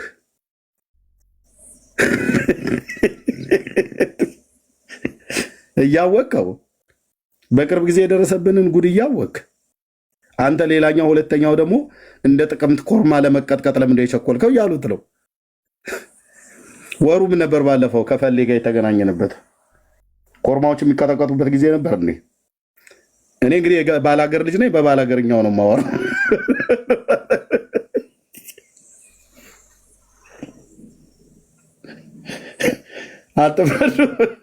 አትፍረዱብኝ። በምን ወር ነበር ዲቤት ያደረግነው? ወረሃ መስከረም ነው ጥቅምት ነው ወይስ ምንድን ነው? ክረምት አካባቢ ነበር። ለዲያቆን ስዩም ነው ሊቀ ሊቃውንቱ የሚመክረው። ከእነሱ ጋር ነው የሚውለው። ምን እንደሚሉ ስሙት።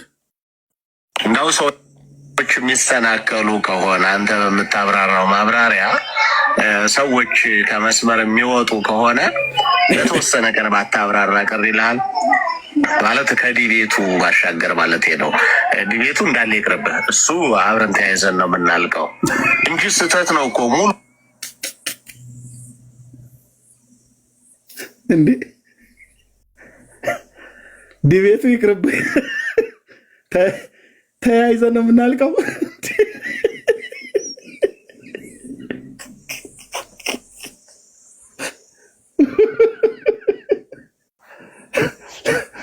አምላኬ አምላኬ አምላኬ አምላኬ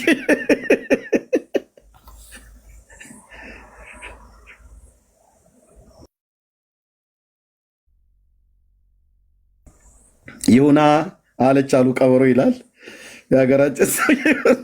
ይሁን የኔታ ቀለመወርቅ ሰምተናል። ጥሩ ነው፣ ምከሩት። ይሄን ልጅ በጣም አፍልቷል። እሱ አንደኛው ነበር፣ አሁን ግን ተረጋግቷል። አንዱ ያፈላ ጎረምሳ ነበር። ዲያቆን ነው እሱም። ፈሌም ዲያቆን ነው፣ ይህም ዲያቆን ነው። እሺ ሂደት እንቅስቃሴ በሙሉ ስህተት ነው። ግን አንተም ደግሞ ያውኛው ጋር አይደል የምትውል በዛው ልክ እንዳታስበላን ለማለት ነው። ሌላው ግን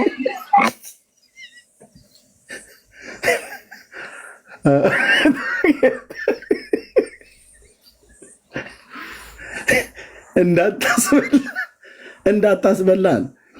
ይሄ አንድ መናፍቅ ጴንጤ ያለ ኤርሚያስ የሚባል ታስበላናለህ፣ አርፈ ተቀመጥ፣ አትንቀጭቀጭ እያሉት ነው ሊቀ ሊቃውንት ቀለመወርቅ። እንዳታስበላን፣ ልታስበላን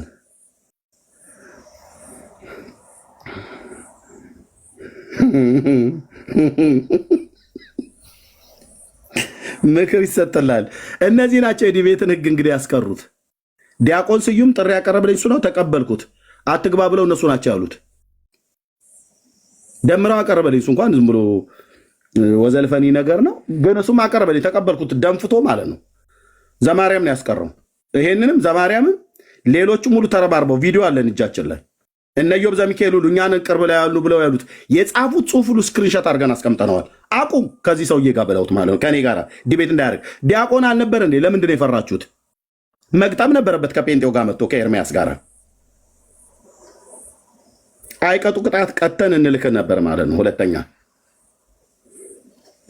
የአበራሽን ጠባሳ ባያየ በሳት አይጫወትም ብሎ የሚለው ብሂል እዛ በደንብ ገብቷቸዋል። ታስበላናለ፣ ተያይዘ ነው የምናልቀው። ሊቁ ነው የሚመክረው ለዲያቆኑ። እሺ ያልካቸው ቅድም አሁን የሰማሁት ቪዲዮ ላይ የሰማኋቸው ወደ 8 ፋውሎች አሉ። እንግዲህ አንዲት ቪዲዮ ላይ 8 ስህተቶች ከባድ ናቸው። ድንግል ማርያም አማላጅነት ዓለም አልዳለም። ደግሜ ላለው ያለ ድንግል ማርያም አማላጅነት ዓለም አልዳለም።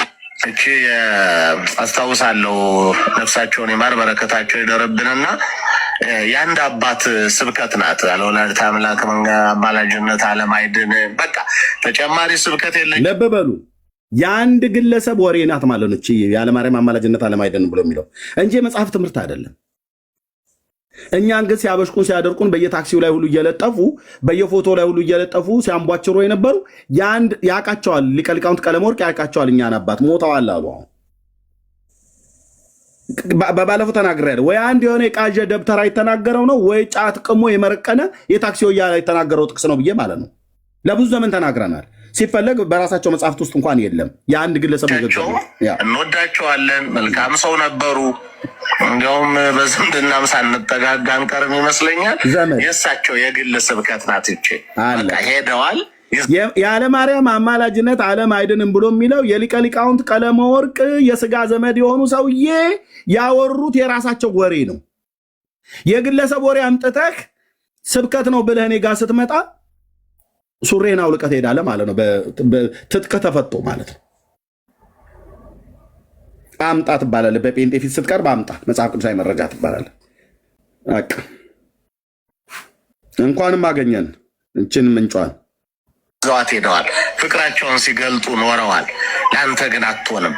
አሁን በዚህ ዘመን መጻሕፍት ተጽፈው ይሄ ምጣድ የሚያህል ስልክ በሙሉ በስንት ሚሊዮን የሚገመቱ መጻሕፍት ይዞ መጽሐፋዊ ሀሳብ የሚያረታ ሲሰማ ለጆሮም ለሁሉም የሚጣፍጥ መልስ ሲሆን ነው የሚያምረው እንጂ ያለ እመቤታችን አማላጅነት ዓለም አይድንም የሚለው አይባልም። ያ ማለት የኢየሱስ ክርስቶስ መምጣት የኢየሱስ ክርስቶስ ቤዛነት ደግሞ ዋጋ ሁሉ ዜሮ ባዶ ሆነ ማለት ነው። እሷ ባትወልደው አንድንም ነበር። እሱም ሌላ እንዲያው ብዙ ያስኬደናል እንጂ እሱም ቢሆን መንገድ ያበላሻል። መውለድ ሌላ ነው፣ መለመን ሌላ ነው፣ ማስታረቅ ሌላ ነው፣ ስራ መስራት ድርሻን መወጣት ሌላ ነው። እንዲህም የሚል ሀሳብ ጭራሽ ከአንድ ክርስቲያን ማለት ከአንድ ዲያቆን አንጠብቅም። አቅቶት መጠየቅ የሚፈልግ ከሆነ አሁን እንዲህ አይነት ጥያቄ የሚጠየቁ መምህራን አሉ። ከመምህራን ዞር ብሎ ይጠየቅና በዛ በኩል ነው የሚመስለው እንጂ እንዲህ ቀጥታ ይዞ አይመጣም። ዲቤት አደራ በምንም አይነት መንገድ እንዳትሞክረው። ዲቤት አሁንም ቢሆን ደግሞ መሰረታዊ የክርስትና ትምህርቶች ቢቀጥሉ መልካም ነው። አንድ ደህና መምህር አጠገብ ኖሮ እሱንም ማማከር ቢቻል በጣም ጥሩ ነው። የድንግል ማርያም አማላጅነት ዓለም አልዳንም። ደግሜ ላለው ያለ ድንግል ማርያም አማላጅነት ዓለም አልዳንም። ያለ ወላዲተ አምላክ አማላጅነት ዓለም አይድንም የሚለው ትምህርት ቶታሊ ስህተት ነው። አንደኛ በመጀመሪያ እንደሱ አይደለም ያልኩት። ቆይ ከዚህ ጋር ታኮ የሚመጣ ነገር መኖር የለበትም። ይሄ ኢንቴንሽናሊ ምን የሚል ማጠቃለያ ይሰጣል? አለሜዳ ነው በምልጃ ነው የሚል ትምህርት አንድ ዘመን አንድ ሰው ነው ያመጣው። እኔ በማውቀው ዝም ብሎ ንስሐ ግቡ መንግስተ ሰማያት ቀርባለች ያለ ወላዲተ አምላክ አማላጅነት ዓለም አይድንም እያለ ሲሰብክ መጣ። የሆኑ ሰዎች ተቀበሉት። ከዛ በጣም አስቸጋሪ ደረጃ እንደ አንድ ሰው አንድ ምን የተከለውን እንደሚባለው እንዳይሆን ምልጃና ድነት የተለያዩ ነገሮች ናቸው። ድነት ራሱን የቻለ እግዚአብሔር የሰጠን ጸጋ ነው። ያለ ወላዲተ አምላክ አማላጅነት ዓለም ይድናል የሚለው የሆነ ጊዜ የመጣ ወፍ ዘራሽ የሆነ ምንጩ ማን እንደሆነ የማይታወቅ ዘራሽ ውዳሴ ማርያም ላይ ወይ መልካ ማርያም ላይ መልካ ኢየሱስ ላይ አንቀጸ ብርሃን ላይ መስተጋብ ላይ አርያም ላይ ክስተት ላይ የት ላይ ነው? አሁን ይህ ቃል ትምህርት የለ በቅዱሳት መጻሕፍት የሌለ እዚህ ያለ አገላለጥ አይመጥንም። ለቲክቶክም ሆነ ለአደባባይ የሚመጥን ስብከት አይደለም። ይሄ ወደዳችሁም ጠላችሁም አሁንም የምነግራችሁ ነገር ከዚህ ላለ ነው። ሊቃውንቱ ስለ ኃይል ቃል ከሆነ ይቅርታ አድርጉልኝ። ሁላችሁም ያላችሁ ክርስቲያኖች ሰውየው ገገማ ነው አይሰማም። ይህ ወደድንም ጠላንም ከኔ ጀምሮ ወደድንም ጠላንም ድንግል ማርያም ክርስቶስን ባትወልደው ኑሮ ዓለም አይድንም ነበረ። በዚህ ጉዳይ መናፍቃንም መወለዱን ያምናሉ። የድንግል ማርያም ግን ከዚያ ድርሻ እንዳላት ግን አያምኑም። ግን እሷም አድናቸዋለች። በዚህ ጉዳይ እንግዲህ አዞረው ደግሞ ማለት ነው ያላችሁ የቱ ጋር ነው ያማለደችን ስንል ድንግል ማርያም ክርስቶስን ስትወልደው አማልዳናለች። ይታችሁ ሰማይና ምድርን አስታርቃለች። አባቶቹ ተው እያሉት እንደዚህ ዲያቆኑ እንደዚህ ያወራል። ይኸውልህ አያችሁ፣ ይሄ መልጃ ማለት ነው። ይሄ መልጃ ማለት ነው። ስለዚህ አሁን ድንግል ማርያም ባታማልደን ኖሮ ዓለም አይድንም ነበር ማለት ነው። መውለድ ማለት ማማለድ ነው እኮ አላልኩም።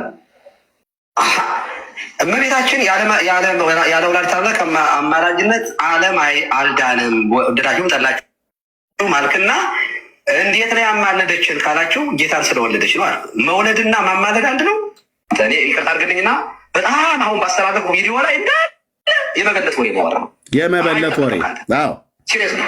እኔ ዲቤት እንዳትገባ አደራ። በዚህ አጋጣሚ በታምር ግድ የለም አብረህ ከኛ ጋር እየተማማር ከአንድ ዓመት ከሁለት ስድብ እኮ አያዙ ገር ላያስፈልግም እያሉ ሲያወሩ የነበሩት ላያስፈልግም ያሉት እርስዎ ነው። እኔ እርስዎን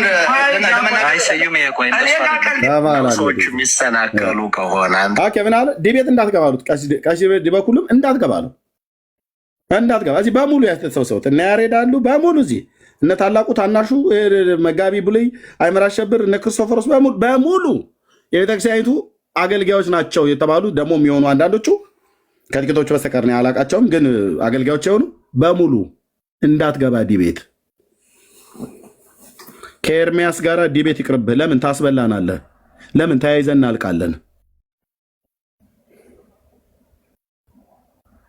እኔ ቤት ገብቶ ነው ሊቀ ሊቃውንት ቀለመወርቅ የሚባለው በባለፈው 2 ሰዎችን እኔና መርጌታ እነሱም 3 ሆነው ገቡ። እኔና መርጌታ የሆነን እንደውም ዲያቆን አግዜም ነበረ። ከእኛ 3 ከእነሱ 3 ሆነ ታስታውሱ ከሆነ ማለት ነው። ጥሩ አድርገን ስንጠበጥባቸው ቄሶቹን መርጌቶችና ቄሶቹን ከዛ ሊቀ ሊቃውንት ቀለመወርቅ ዘው ብሎ ገባ። እኔ ፔጅ ላይ እንደገባ ማይክ አልዘጋም አለ ታስታውሱ ከሆነ እና መንፈሳዊ ልጆቼ ናቸው ከኔ ጋር አውራ ብሎ ወደ ስድብ ገባ ከመርጌታ ጋር ማለት ነው። እና መርጌታ ይረጋጉ አልኩት። እሱም መርጌታ ስለሆነ ማለት ሊቀ ሊቃውንቱ ማለት ነው። ይረጋጉና ያወራሉ ብዬ ስል መሳደብ ጀመረ። ከዛ እንደምንም ተጨቃጭቆ ማይክ አልዘጋ ብሎ እምቢ ሲለኝ እኔ አስወረድኩትኝ። ከዛ ተመልሶ መጣ፣ እንደገና አስገባሁትኝ። ከዛ ውጡ አላቸው። አባታችን ናቸውና እወጣለሁ ብለው ወጡ። ከወጡ በኋላ ግን ቤት ከፍቶ ምን አለ? ቤት ከፍቶ ወዲያውኑ በሌላ አካውንት ቼክ እያልኩት ነበር። ቤት ከፍቶ ምን አለ ሊቀ ሊቃውንት ቀለመወርቅ? ሁለቱን ካህናት ሊያስቷቸው ሲሉ እኔ ገብቼ እነሱን ለማዳን እነሱን ለማስመለጥ ነበር። ቪዲዮ አለኝ ወንድሞች እናቶቼ፣ ጌታ ኢየሱስ ምስክሬ። ወደ ሃርድ ዲስክ ላይ ስለወሰድኩት ነው። ኦኬ ያኔ ይሄ ሜሞሪው አይችልም ነበር። አሁን ግን 2 ቴራባይት ነው፣ በደንብ ይችልልኛል። እና ወደዛ ስላዞርኩት ነው። ቪዲዮ አለኝ፣ ከዚ በፊትም አሳይቻለሁ። ሊያስመነፍቋቸው ሲሉ ካህናቱና መርጌታውን ገብቼ እነሱ መንፈሳዊ ልጆቼ ላድን የገባሁት እንጂ እኔ ከእነሱ ጋር ላወራ አይደለም። ስለዚህ ኤርሚያስ ቤት እንዳትገቡ ብሎ ያለው ሊቀ ሊቃውንት ቀለመወርቅ ነው። ኤርሚያስ ቤት አትግቡ ብሎ ያለው ቀሲስ ዲበኩሉ ነው። ኤርሚያስ ቤት አትግቡ ብሎ ያሉት እነ መዝሙረ ያሬድ እና ሌሎቹ ናቸው። እነ ቀሲስ ቴዎድሮስ ናቸው። ለምን አብሎ ሲባል ብዙ ህዝብን ወስደውብናል።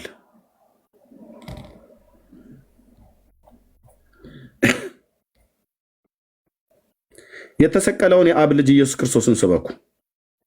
በሽሽቅ አይደለም የያዝ ነው፣ ትውልድ መዳን ስላለበት ማለት ነው። ኢየሱስ በመስቀል ላይ ሲሰቀል ዓለም ሁሉ ድኗል እያላችሁ ስታንቧችሩ የምትሉት እናንተ ናችሁ። እኛ ደግሞ ኢየሱስ በመስቀል ላይ ሲሰቀል ዓለም ሁሉ ድኗል ብሎ የሚል መጽሐፍ ቅዱስ አናውቅም። ኦኬ አዎ፣ ለዓለም ሁሉ በደልና ኃጢአት ጌታ ሞቷል። ምትካዊ ሞታችንን ሞቶልናል። ካሳው ተከፍሏል፣ ዋጋው ተከፍሏል። ዋጋው ለእኔ የተከፈለው ብለህ ስታምን ትድናለህ፣ ካልሆንስ አትድንም። ያን ደግሞ እንድትሰማ የምስራቹን ቃል እንድትሰማ እግዚአብሔር በዘመናት መካከል የወንጌል ሰባኪዎችን ከኢየሩሳሌም ከተማ ጀምሮ እየላከ እኛ ዘመን ላይ አድርሷል። እኔም በዘመኔ ተልክ ያለውን ከእግዚአብሔር ነው ብዬ የምልህ ወንድም አለ። ሁሌ እዚህ ስታየኝ ንቀኸኝ ከሆነ ካልሆነ በስተቀር የአባቶች አምላክ ምስክር አስረግጬ ነው የምነግርህ። ከእግዚአብሔር ወንጌል እንድሰብክ የተላኩ መልእክተኛ ነኝ። ኢየሱስ ያድናል፣ የዘላለም ስብከቴ ነው። ኦኬ በጥሪ ነው የምሰብከው፣ በጥሪ ነው የማገለግለው። ተረትህን ሳፈርሰው በጥሪ ነው። ማን የጠራኝ? እግዚአብሔር። እውነትን ስሰብክ በጥሪ ነው። ማን የጠራኝ? እግዚአብሔር። ለዚህ ነው አየህ፣ እኔ እዚህ መጥቼ ይሄን ያህል ትውልድ ድኗል፣ ጌታን የተቀበለ ይሄን ያህል እያልኩኝ እኔ ብናገር አግባብም አይሆንም እንጂ ስለማላውቀው እንዳይመስልህ። ግን እኔ ሰብካለሁ፣ የዳነውን ህዝብ ከነሱ በራሳቸው አንደበት እንደዚህ ያስመሰክራቸዋል። ኢየሱስ ሲሞት ለዓለም ሁሉ ዓለም ድኗል? አልዳንም።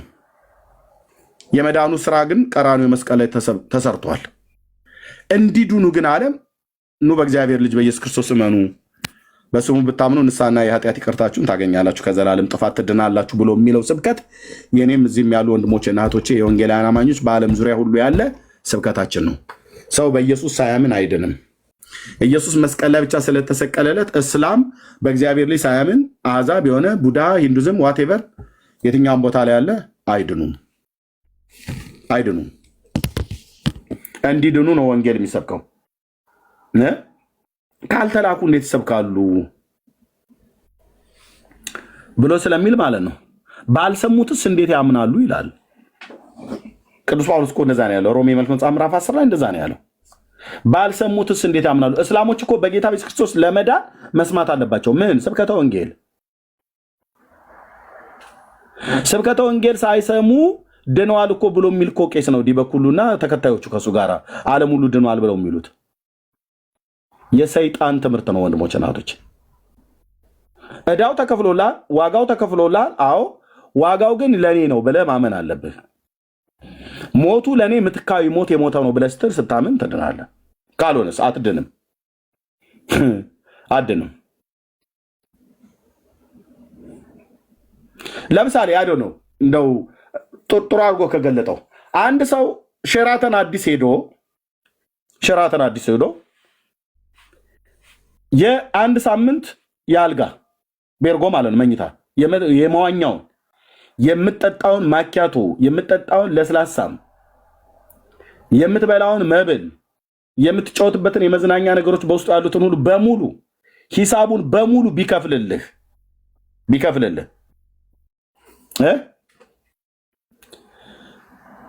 ተከፍሎልሃል እና ናና ተጠቀም ብሎ የሚል መልእክተኛ መጥቶ ካልነገረ በስተቀር አታውቀውም።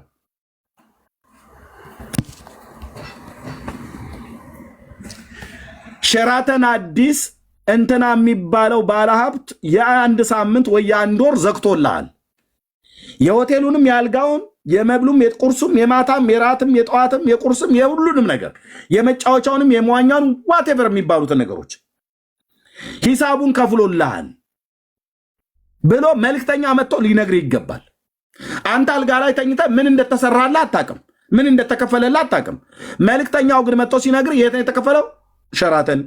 ስለዚህ የተከፈለልህን ዋጋ የተከፈለልህን ሂሳብ ናና ተጠቀምበት ብሎ ሲነግርህ መተህ ከአልጋ ላይ ተነስተህ ፊትን ታጥበህ ተነስተህ ስትሄድ ነው የምትጠቀምበት እንጂ እዛው አልጋ ላይ እየተንከባለልክ ተከፍሎልኛል እያልክ የማትበላውን መብል የማትጠጣውን መጠጥ የማተኛበትን አልጋ አንዱ ተከፍሎልኛል እያልክ የማትመገበውን ምግብ ምን ይጠቅምሃል? ምን ይሰራልሃል?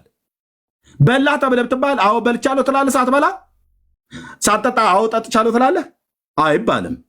ለመጠጣት ሄደህ የከፈለልህን ሰው ቴንኪው ብለህ የተከፈለልህን ሄደህ ስትጠጣ አዋሃድከው ማለት ነው ከራስ ጋር። ልክ እንደዚሁ ማለት ነው እግዚአብሔር በዚህ ተራራ ላይ የሰባን ግብዣን አድርጓል ብሎ በኢሳይያስ መጽሐፍ እንደተናገረው እግዚአብሔር በጉን ቀራንዮ ኮረብታ ላይ ኳረደው፣ ለበደል ኃጢአታችን ሞተ። ንጹሕ የእግዚአብሔር ልጅ የዳዊት ልጅ ኢየሱስ የህይወት እንጀራ ሆኖ ከሰማይ የወረደው እሱ እንደሆነ ጠራን እኮ ነገረን። ማንም የተራበ ቢኖር ወደ እኔ ይምጣ፣ ማንም የተጠማ ቢኖር ወደ እኔ ይምጣ አለ። አንተ አልጋ ላይ እየተገላበጥ እስላሙ አልጋ ላይ እየተገላበጠ ወደ እግዚአብሔር ልጅ ሳትመጣ ሳትሰማ በስሙ ሰምተህ ወደ እሱ ሳትመጣ ድኛለሁ ሲያምር ይቀራል። ሲኦል የዘላለም ቤትህ ይሆናል። ነግረናል ብራዘርዬ። አይ መዳን እፈልጋለሁ ብለህ ካልክ እግዚአብሔር አብ ልጁን ቀራንዮ ኮረብታ ላይ ሰውቶታል። በእርሱ የሚያምን ሁሉ የኃጢአቱን ይቅርታ እንዲያገኝ ነቢያት እንደመሰከሩለት የአዲስ ኪዳን ቅዱሳት ሐዋርያት እንደሰበኩለት እኛም እየሰበክን ያለ ነው። አለመጠማት ሕይወትና አለመጥፋትን ወደ ብርሃን ያወጣው እግዚአብሔር በልጁ በክርስቶስ ኢየሱስ በኩል ነው። ስለዚህ በእርሱ የሚያምን ሁሉ የዘላለም ሕይወት እንዲኖረው እግዚአብሔር ልጁን ሰጥቷል። እግዚአብሔር ልጁን ልኳል። የላከውን የእግዚአብሔር ልጅ ተቀበላ። የላከውን የእግዚአብሔር ልጅ እመና። ስታምን ያ ዋጋ ያ ድህነት ለአንተ ይሆንልሃል። ካላመንክስ አይሆንልህም። መድኃኔ ዓለም ኢየሱስ ክርስቶስ ምስክሬ ነው፣ አይሆንልህም።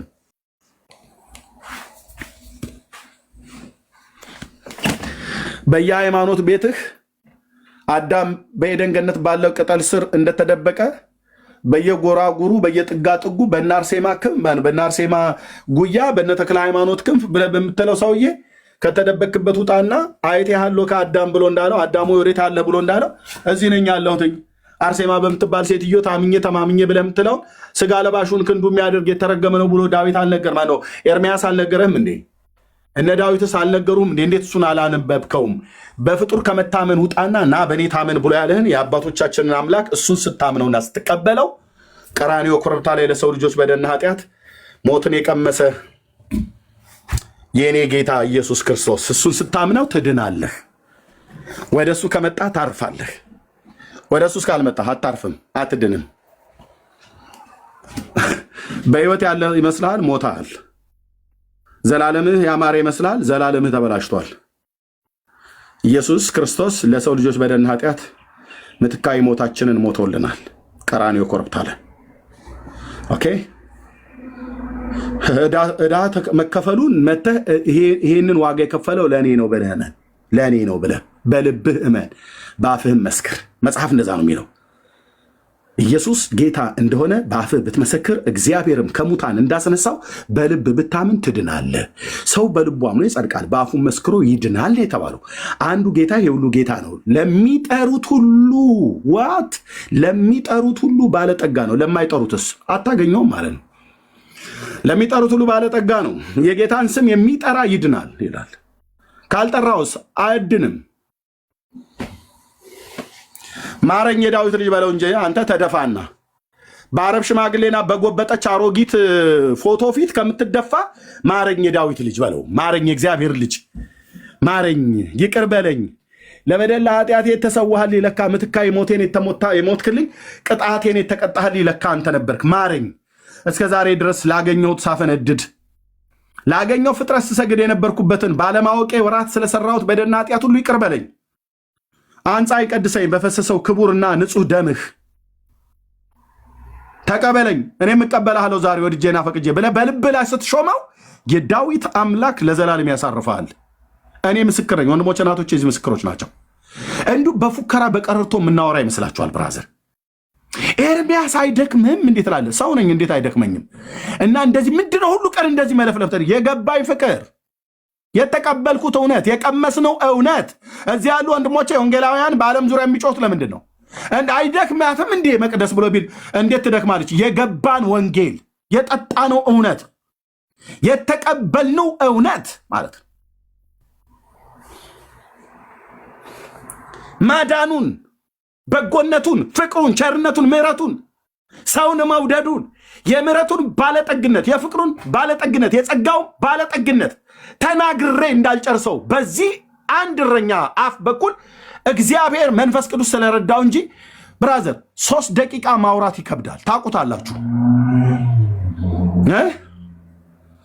እንዳልደክም አቅም ጉልበት የሆነኝ የእግዚአብሔር መንፈስ ነው። ጴንጤ እንዳይደክም አቅም ጉልበት የሆነ ፔንቴኮስታል መሆኔ ለየት ከሚያደርገኝ ነገር አንዱ ስለተሰቀለው ስለ አብ ልጅ ስለ ኢየሱስ ክርስቶስ የትኛውም ቦታ እኮ አልኩ ማንም ፍጥረት ይኑር ማንም ይኑር የትኛውም ቦታ ላይ ስለ አብ ልጅ ስለ ኢየሱስ ክርስቶስ መስበክ ለፍጥረት ብላስፌሚ ነው አልልም። ቲክቶክ ላይ እንደሚጨሱት የባጃጆቹ ሉተራውያን ማለት ነው። ብላስፌሚ ነው አልልም።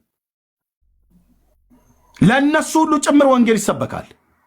ማዳኑን ጽድቁን እግዚአብሔር በአሕዛብ ፊት የገለጠውን የተሰቀለውን የአብ ልጅ የዳዊትን ልጅ ኢየሱስ ክርስቶስን በመስበክ እንደ ክፉ አድራጊ መከራን እስክትቀበል ድረስ እንደ በጎ ወታደር ሆነህ ለጦር ያስከተተውን እንጂ ስለ ራሱ ደስ እንዳያሰኝ ተብሎ እንደተጻፈ እንደዛው እንናገራለን። አገልጠን ያድናል። ኢየሱስ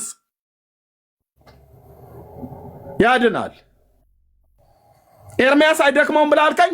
አዎ ሰው ነኝ፣ ይደክመኛል። ግን እና ያው አንተ እኮ በቃ ሁሉ ቀን እኮ እየጮህክና አየህ፣ እንዲህ እንዲሆን እኮ ያደረገኝ ውስጤ የገባው የልዑል እግዚአብሔር መንፈስ እኮ ነው። የተሰቀለውን የዳዊትን ልጅ ኢየሱስን ለመስበክ ማለት ነው። በፔንቴኮስታሉ በወንድሞቼ ውስጥ የጠጣነው ይሄንኑ መንፈስ ነው። የተቀበልነው ይሄንኑ መንፈስ ነው። ብርሃን የሆነው የእግዚአብሔር መንፈስ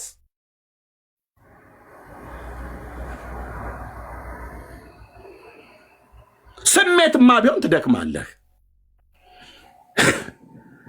አላችሁ። ስጀምር ጀምሮ 11ኛ ዓመት የገባው 10ኛውን ጨርሼ ይኸውልህ እንደዚሁ እሸት እንደሆንኩ አለሁ።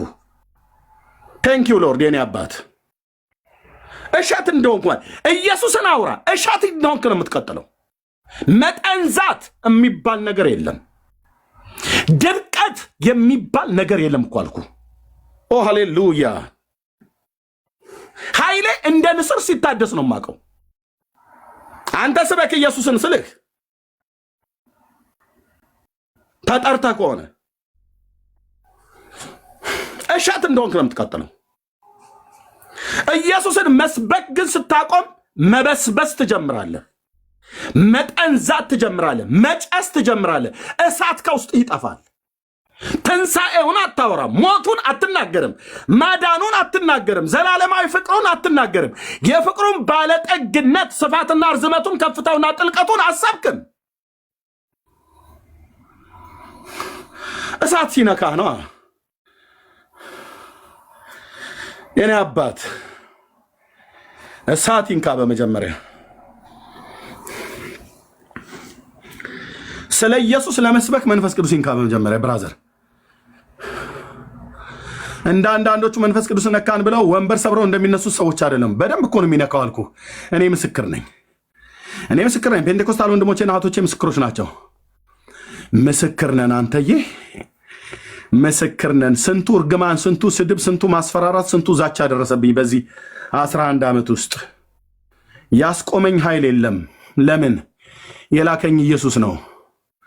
በዚህ ትውልድ መካከል ስሜን የሚያስነውሩት፣ የሚሰድቡት፣ የሚረግሙት፣ ልጆቼን ሁሉ ጭምር የሚረግሙት፣ የሚሰድቡት፣ ሚስቴን ልዘቅዝቅልህ፣ ላውጣልህ፣ ለተኛልህ ሚስትን ብለው ሲሉ እናቴን በ60ዎቹና በ70ዎቹ ዓመት መካከል ያለች መበለት እናቴን ልዘቅዝቅልህ፣ ላውጣልህ እያሉ ሲሉ እርግማንን፣ ስድብን የምንታገሰው ጌታ ኢየሱስ ክርስቶስ ስለጠራን ነው። እንዳይሰማኝ እንኳን እኮ አልኩ፣ እንዳይሰማኝ ጸጋ የሚባል ጉልበት እየደረበልኝ ለእኔም ብቻ አይደለም እዚህ ላሉ ወንድሞችና እህቶቼ ያድናል የአብ ልጅ ምን እንደምትለን ብለህ ካላችሁ ያድናል የአብ ልጅ። ይሄ እዚህ ፕላኔት ላይ ፔንቴኮስታል ብቻ ነን የምንሰብከው። ያንቀላፉ የደነዘዙ ሉትራውያን እንኳን አይሰብኩትም። እያየን ነው። በውጭ ዓለም ላይ ነው ያለነው። ባፕቲስት፣ ሜቶዲስት የሚባሉት ሁሉ ጭምር አንግሊካን የተባለ በፍጹም እሳት ውስጡ የሌለ ካቴድራል ቆሎ የተቀመጠው ሁሉ አይሰብክም እኮ አልኩ። የኢትዮጵያ ወንጌላዊት መካነ ኢየሱስ ቤተክርስቲያን ብቻ ነች እኛ የምንሰብከው። ምክንያቱም ፔንቴኮስታል ነኝ፣ ካሪዝማቲክ ነኝ ምላለች። ሌላውስ 15 ደቂቃ ስብከት ተሰብኮ እኮ 15 ደቂቃ ነው ሻይ የሚጠጡት።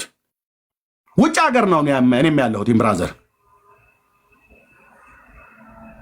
ሂድ ካቶሊክ ጋር አይሰበክም። ሂድ ሉተራውያን ቅድም ያልኩ ጋር አንዳንዶቹ ጋር በዚህ በውጭ ያለው አይሰብኩትም። ኢየሱስን ለሌሎች አይመሰክሩም። ሂድ የኢትዮጵያ ኦርቶዶክስ ጋር ለማንም አይናገሩም፣ አይሰብኩትም። እዚህ ፕላኔት ላይ እስላም ጋር ሂድ አይሰብኩትም፣ አይሁድ ጋር ሂድ አይሰብኩትም።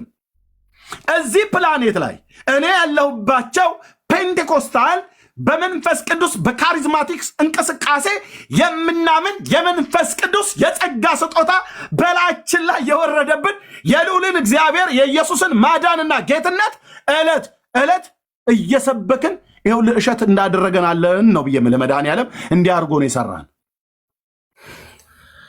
ስሙ ይባረክ። እኔ ሃይማኖት ውስጥ ነው ኢየሱስ የሚሰበከው። እኔ ፔንቴኮስታል ነኝ። የለየልኝ ካሪዝማቲክ አልኩ። በልሳን ምጸልይ በራይና በህልም በድምፅ እግዚአብሔር የሚናገረኝ አልኩ። የማመልከው ኢየሱስ ሲያወራኝ ነው የማውቀው። እኔ አንተ የማመልከው ኢየሱስ፣ የምደፋለት ኢየሱስ፣ የማለቅስለት ኢየሱስ፣ የወደደኝ እስከ ሞት ድረስ የወደደኝ ኢየሱስ ያወራኛል እኮ ነው የምልህ። እኔ ለአንተ እየሰበኩ እዚህ ውስጤ ግን ድምፅ እሰማለሁ። እንዲህ አይነት ልምምድ አታቅባረን ሰማለሁ እኮ አልኩ። አባባ ያወራኛል። ፔንቴኮስታል ወገኖቼ ይሰማሉ።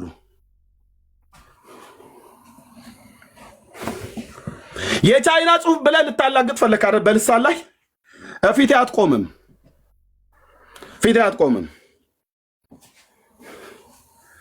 የደረቀ አጽም በኖራ የተለሰነ መቃብር የሚመስሉ መቃብራቸው ሲከፈት የሙታን መቃብር ሲከፈት እንደሚሸትና እንደሚገማ አንደበታቸው ሲከፈት እንደዚህ የሚገማና የሚሸቱ ማለት ነው። የቻይና ጽሁፍ ብሎ ይላል እንዴ? ለዚህ ነው ኤርሚያስን የምሰማው። አረረም ማህበሬን ተወጣሁ ብላ እንደምትላ ሴትዮ እንደዛ አለልህም ብራዘር። ለዚህ ነው እያንዳንድ መተህ የምሰማው እዚህ የትኛው ፒኤችዲ የትኛው ቴዎሎጂ ትምህርት ቤት ገብቼ ተመርቄ የተማሩ ይማሩ፣ ችግር የለውም። ኤርሚያስን ስታይ ግን እግዚአብሔር መንፈስ ቅዱስ እረኛን አስነስቶ ወንጌል መስበክ እንደሚችል እረኛን አስነስቶ ዓለምን በአንድ እግሯ ቅድም እንደሰማኋቸው ማለት ነው ኦርቶዶክሳውያኑ ሁሉ ጭምር ስሜን ጠርቶ ቅድም የተናገረው ስብሰባ ላይ አላየው ጳጳሳቱ ፊት እነ ኤርሚያስ የሚባሉ ሶሻል ሚዲያውን አናውጠውታል። እና ብዙ ትውልዳችን ማህተቡን እየበጠሰ እየሄደብን ነው። አባቶች ለምን ዝም ትላላችሁ ብሎ ያለው አሰማችሁ አይደል? ቪዲዮን አየው አይደል? ራይት የራሱ የኦርቶዶክስ ቄስ ነው የሚመሰክረው። በኤርሚያስ በኩል በጣም ብዙ ትውልድ ተሳሳታሉ። ለእነሱ ተሳሳተ ነው፣ ለእኔ ግን ወደ እግዚአብሔር መንግስት ነው የተጨመሩት። ክብር ለመንፈስ ቅዱስ ይሁን። የሳኦል ቤት እየደከመ የዳዊት ቤት እየበረታ እንደሚሄድ የማ ቤት እየደከመ የማ ቤት እየበረታ እንደሆነ እራሳቸው እየመሰከሩ ነው የኦርቶዶክሳውያኑ። ኦኬ 10 ሚሊዮን ህዝብ አጣን ያሉት ግንቦት ርክበ ካህናት ስብሰባ ላይ ነው። የት ሄደ? የት ሄደ? እናንተ ጠላ ስትጠጡ የት ሄደ? በሰንበት ትምህርት ቤት ያሉ ካህናቱ በባለፈው ቪዲዮ አሳይቻችኋል አይደል? በወሎ ክፍለ ሀገር ላይ የኦርቶዶክስ ካህናት ልጆቻቸው ሚስቶቻቸው እንደሰለሙ ታውቃላችሁ። ቪዲዮ እኮ አለኝ አሳይተና። ከዚህ በፊት ሰንበት ትምህርት ቤት ውስጥ ገብተው 30 ነው 40 የሚሆኑ የሰንበት ተማሪዎችን በሙሉ ሰለሙ አሉ። እኔ አስለቅሶኛል እኮ ነው ብዬ የምለው ወንድሜ፣ አስለቅሶኛል። በስመ አብ ወወልድ ወመንፈስ ቅዱስ አሃዱ አምላክ ብሎ የሚል የኦርቶዶክሳውያን ወጣቶች ሰንበት ትምህርት ቤት ውስጥ ገብተው 40ዎቹን አሰለሟቸው። እራሱ ካህኑ ነው እያለቀሱ የተናገሩት። እኔ ስላሴ ባሪያ ታዲያ በዚህ ሰዓት ላይ ወንጌል ይዤ አልነሳም እንዴ? አንተ ህዝቤን የጨለማው መንግስት ሲበላው የተሰቀለውን የዳዊትን ልጅ የእግዚአብሔር ልጅ ከድንግል የተወለደውን የዓለም መድኃኒትን ክደው መሐመድን ሲያምን እኔ አልነሳም እንዴ? አንተ ወንጌል ይዤ አልሰብክም እንዴ? ለኦርቶዶክሳውያኑ ይሰበካል እንጂ ይሰበካል እንጂ። ቄሱ እዛ ሆዱን ቀፈቱን ይሙላ ጠላ እየጠጣ አብሬ ነበርኩ ያለሁትኝ። ቀፈታቸውን ይሙሉ እነሱ ደንታቸው አይደለም። የኦርቶዶክስ ቄስ ነው ወጥቶ የተናገሩት። ቪዲዮ አለ ሶሻል ሚዲያ ላይ ሁሉ የተለቀቀ። እንደ ሰንበት ተማሪ ውስጥ ገብቶ ኦርቶዶክሳውያን ወገኖቻችንን ያሰልሟቸዋል።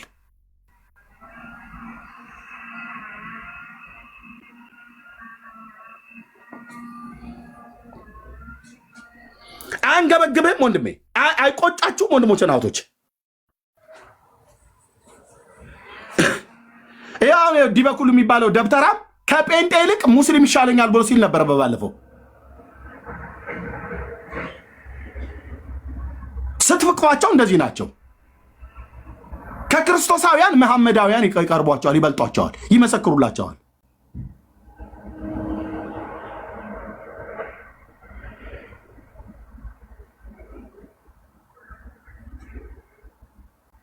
አያሳዝንም? ይሄ ትውልድ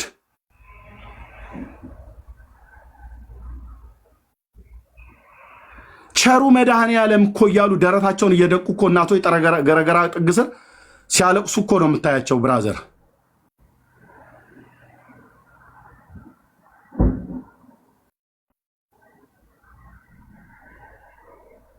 የእግዚአብሔር ልጅ ኢየሱስ ያድናል። ይኸውልህ ከድንግሊቱ ከማፀኗ ፍሬ የማፀኗ ፍሬ ሆኖ ከተወለደው ከኢየሱስ ክርስቶስ በስተቀር ሊያድንህ የሚችል በላይ በሰማይ በታች በምድር አንድ ፍጡር አትጠራም። አንድ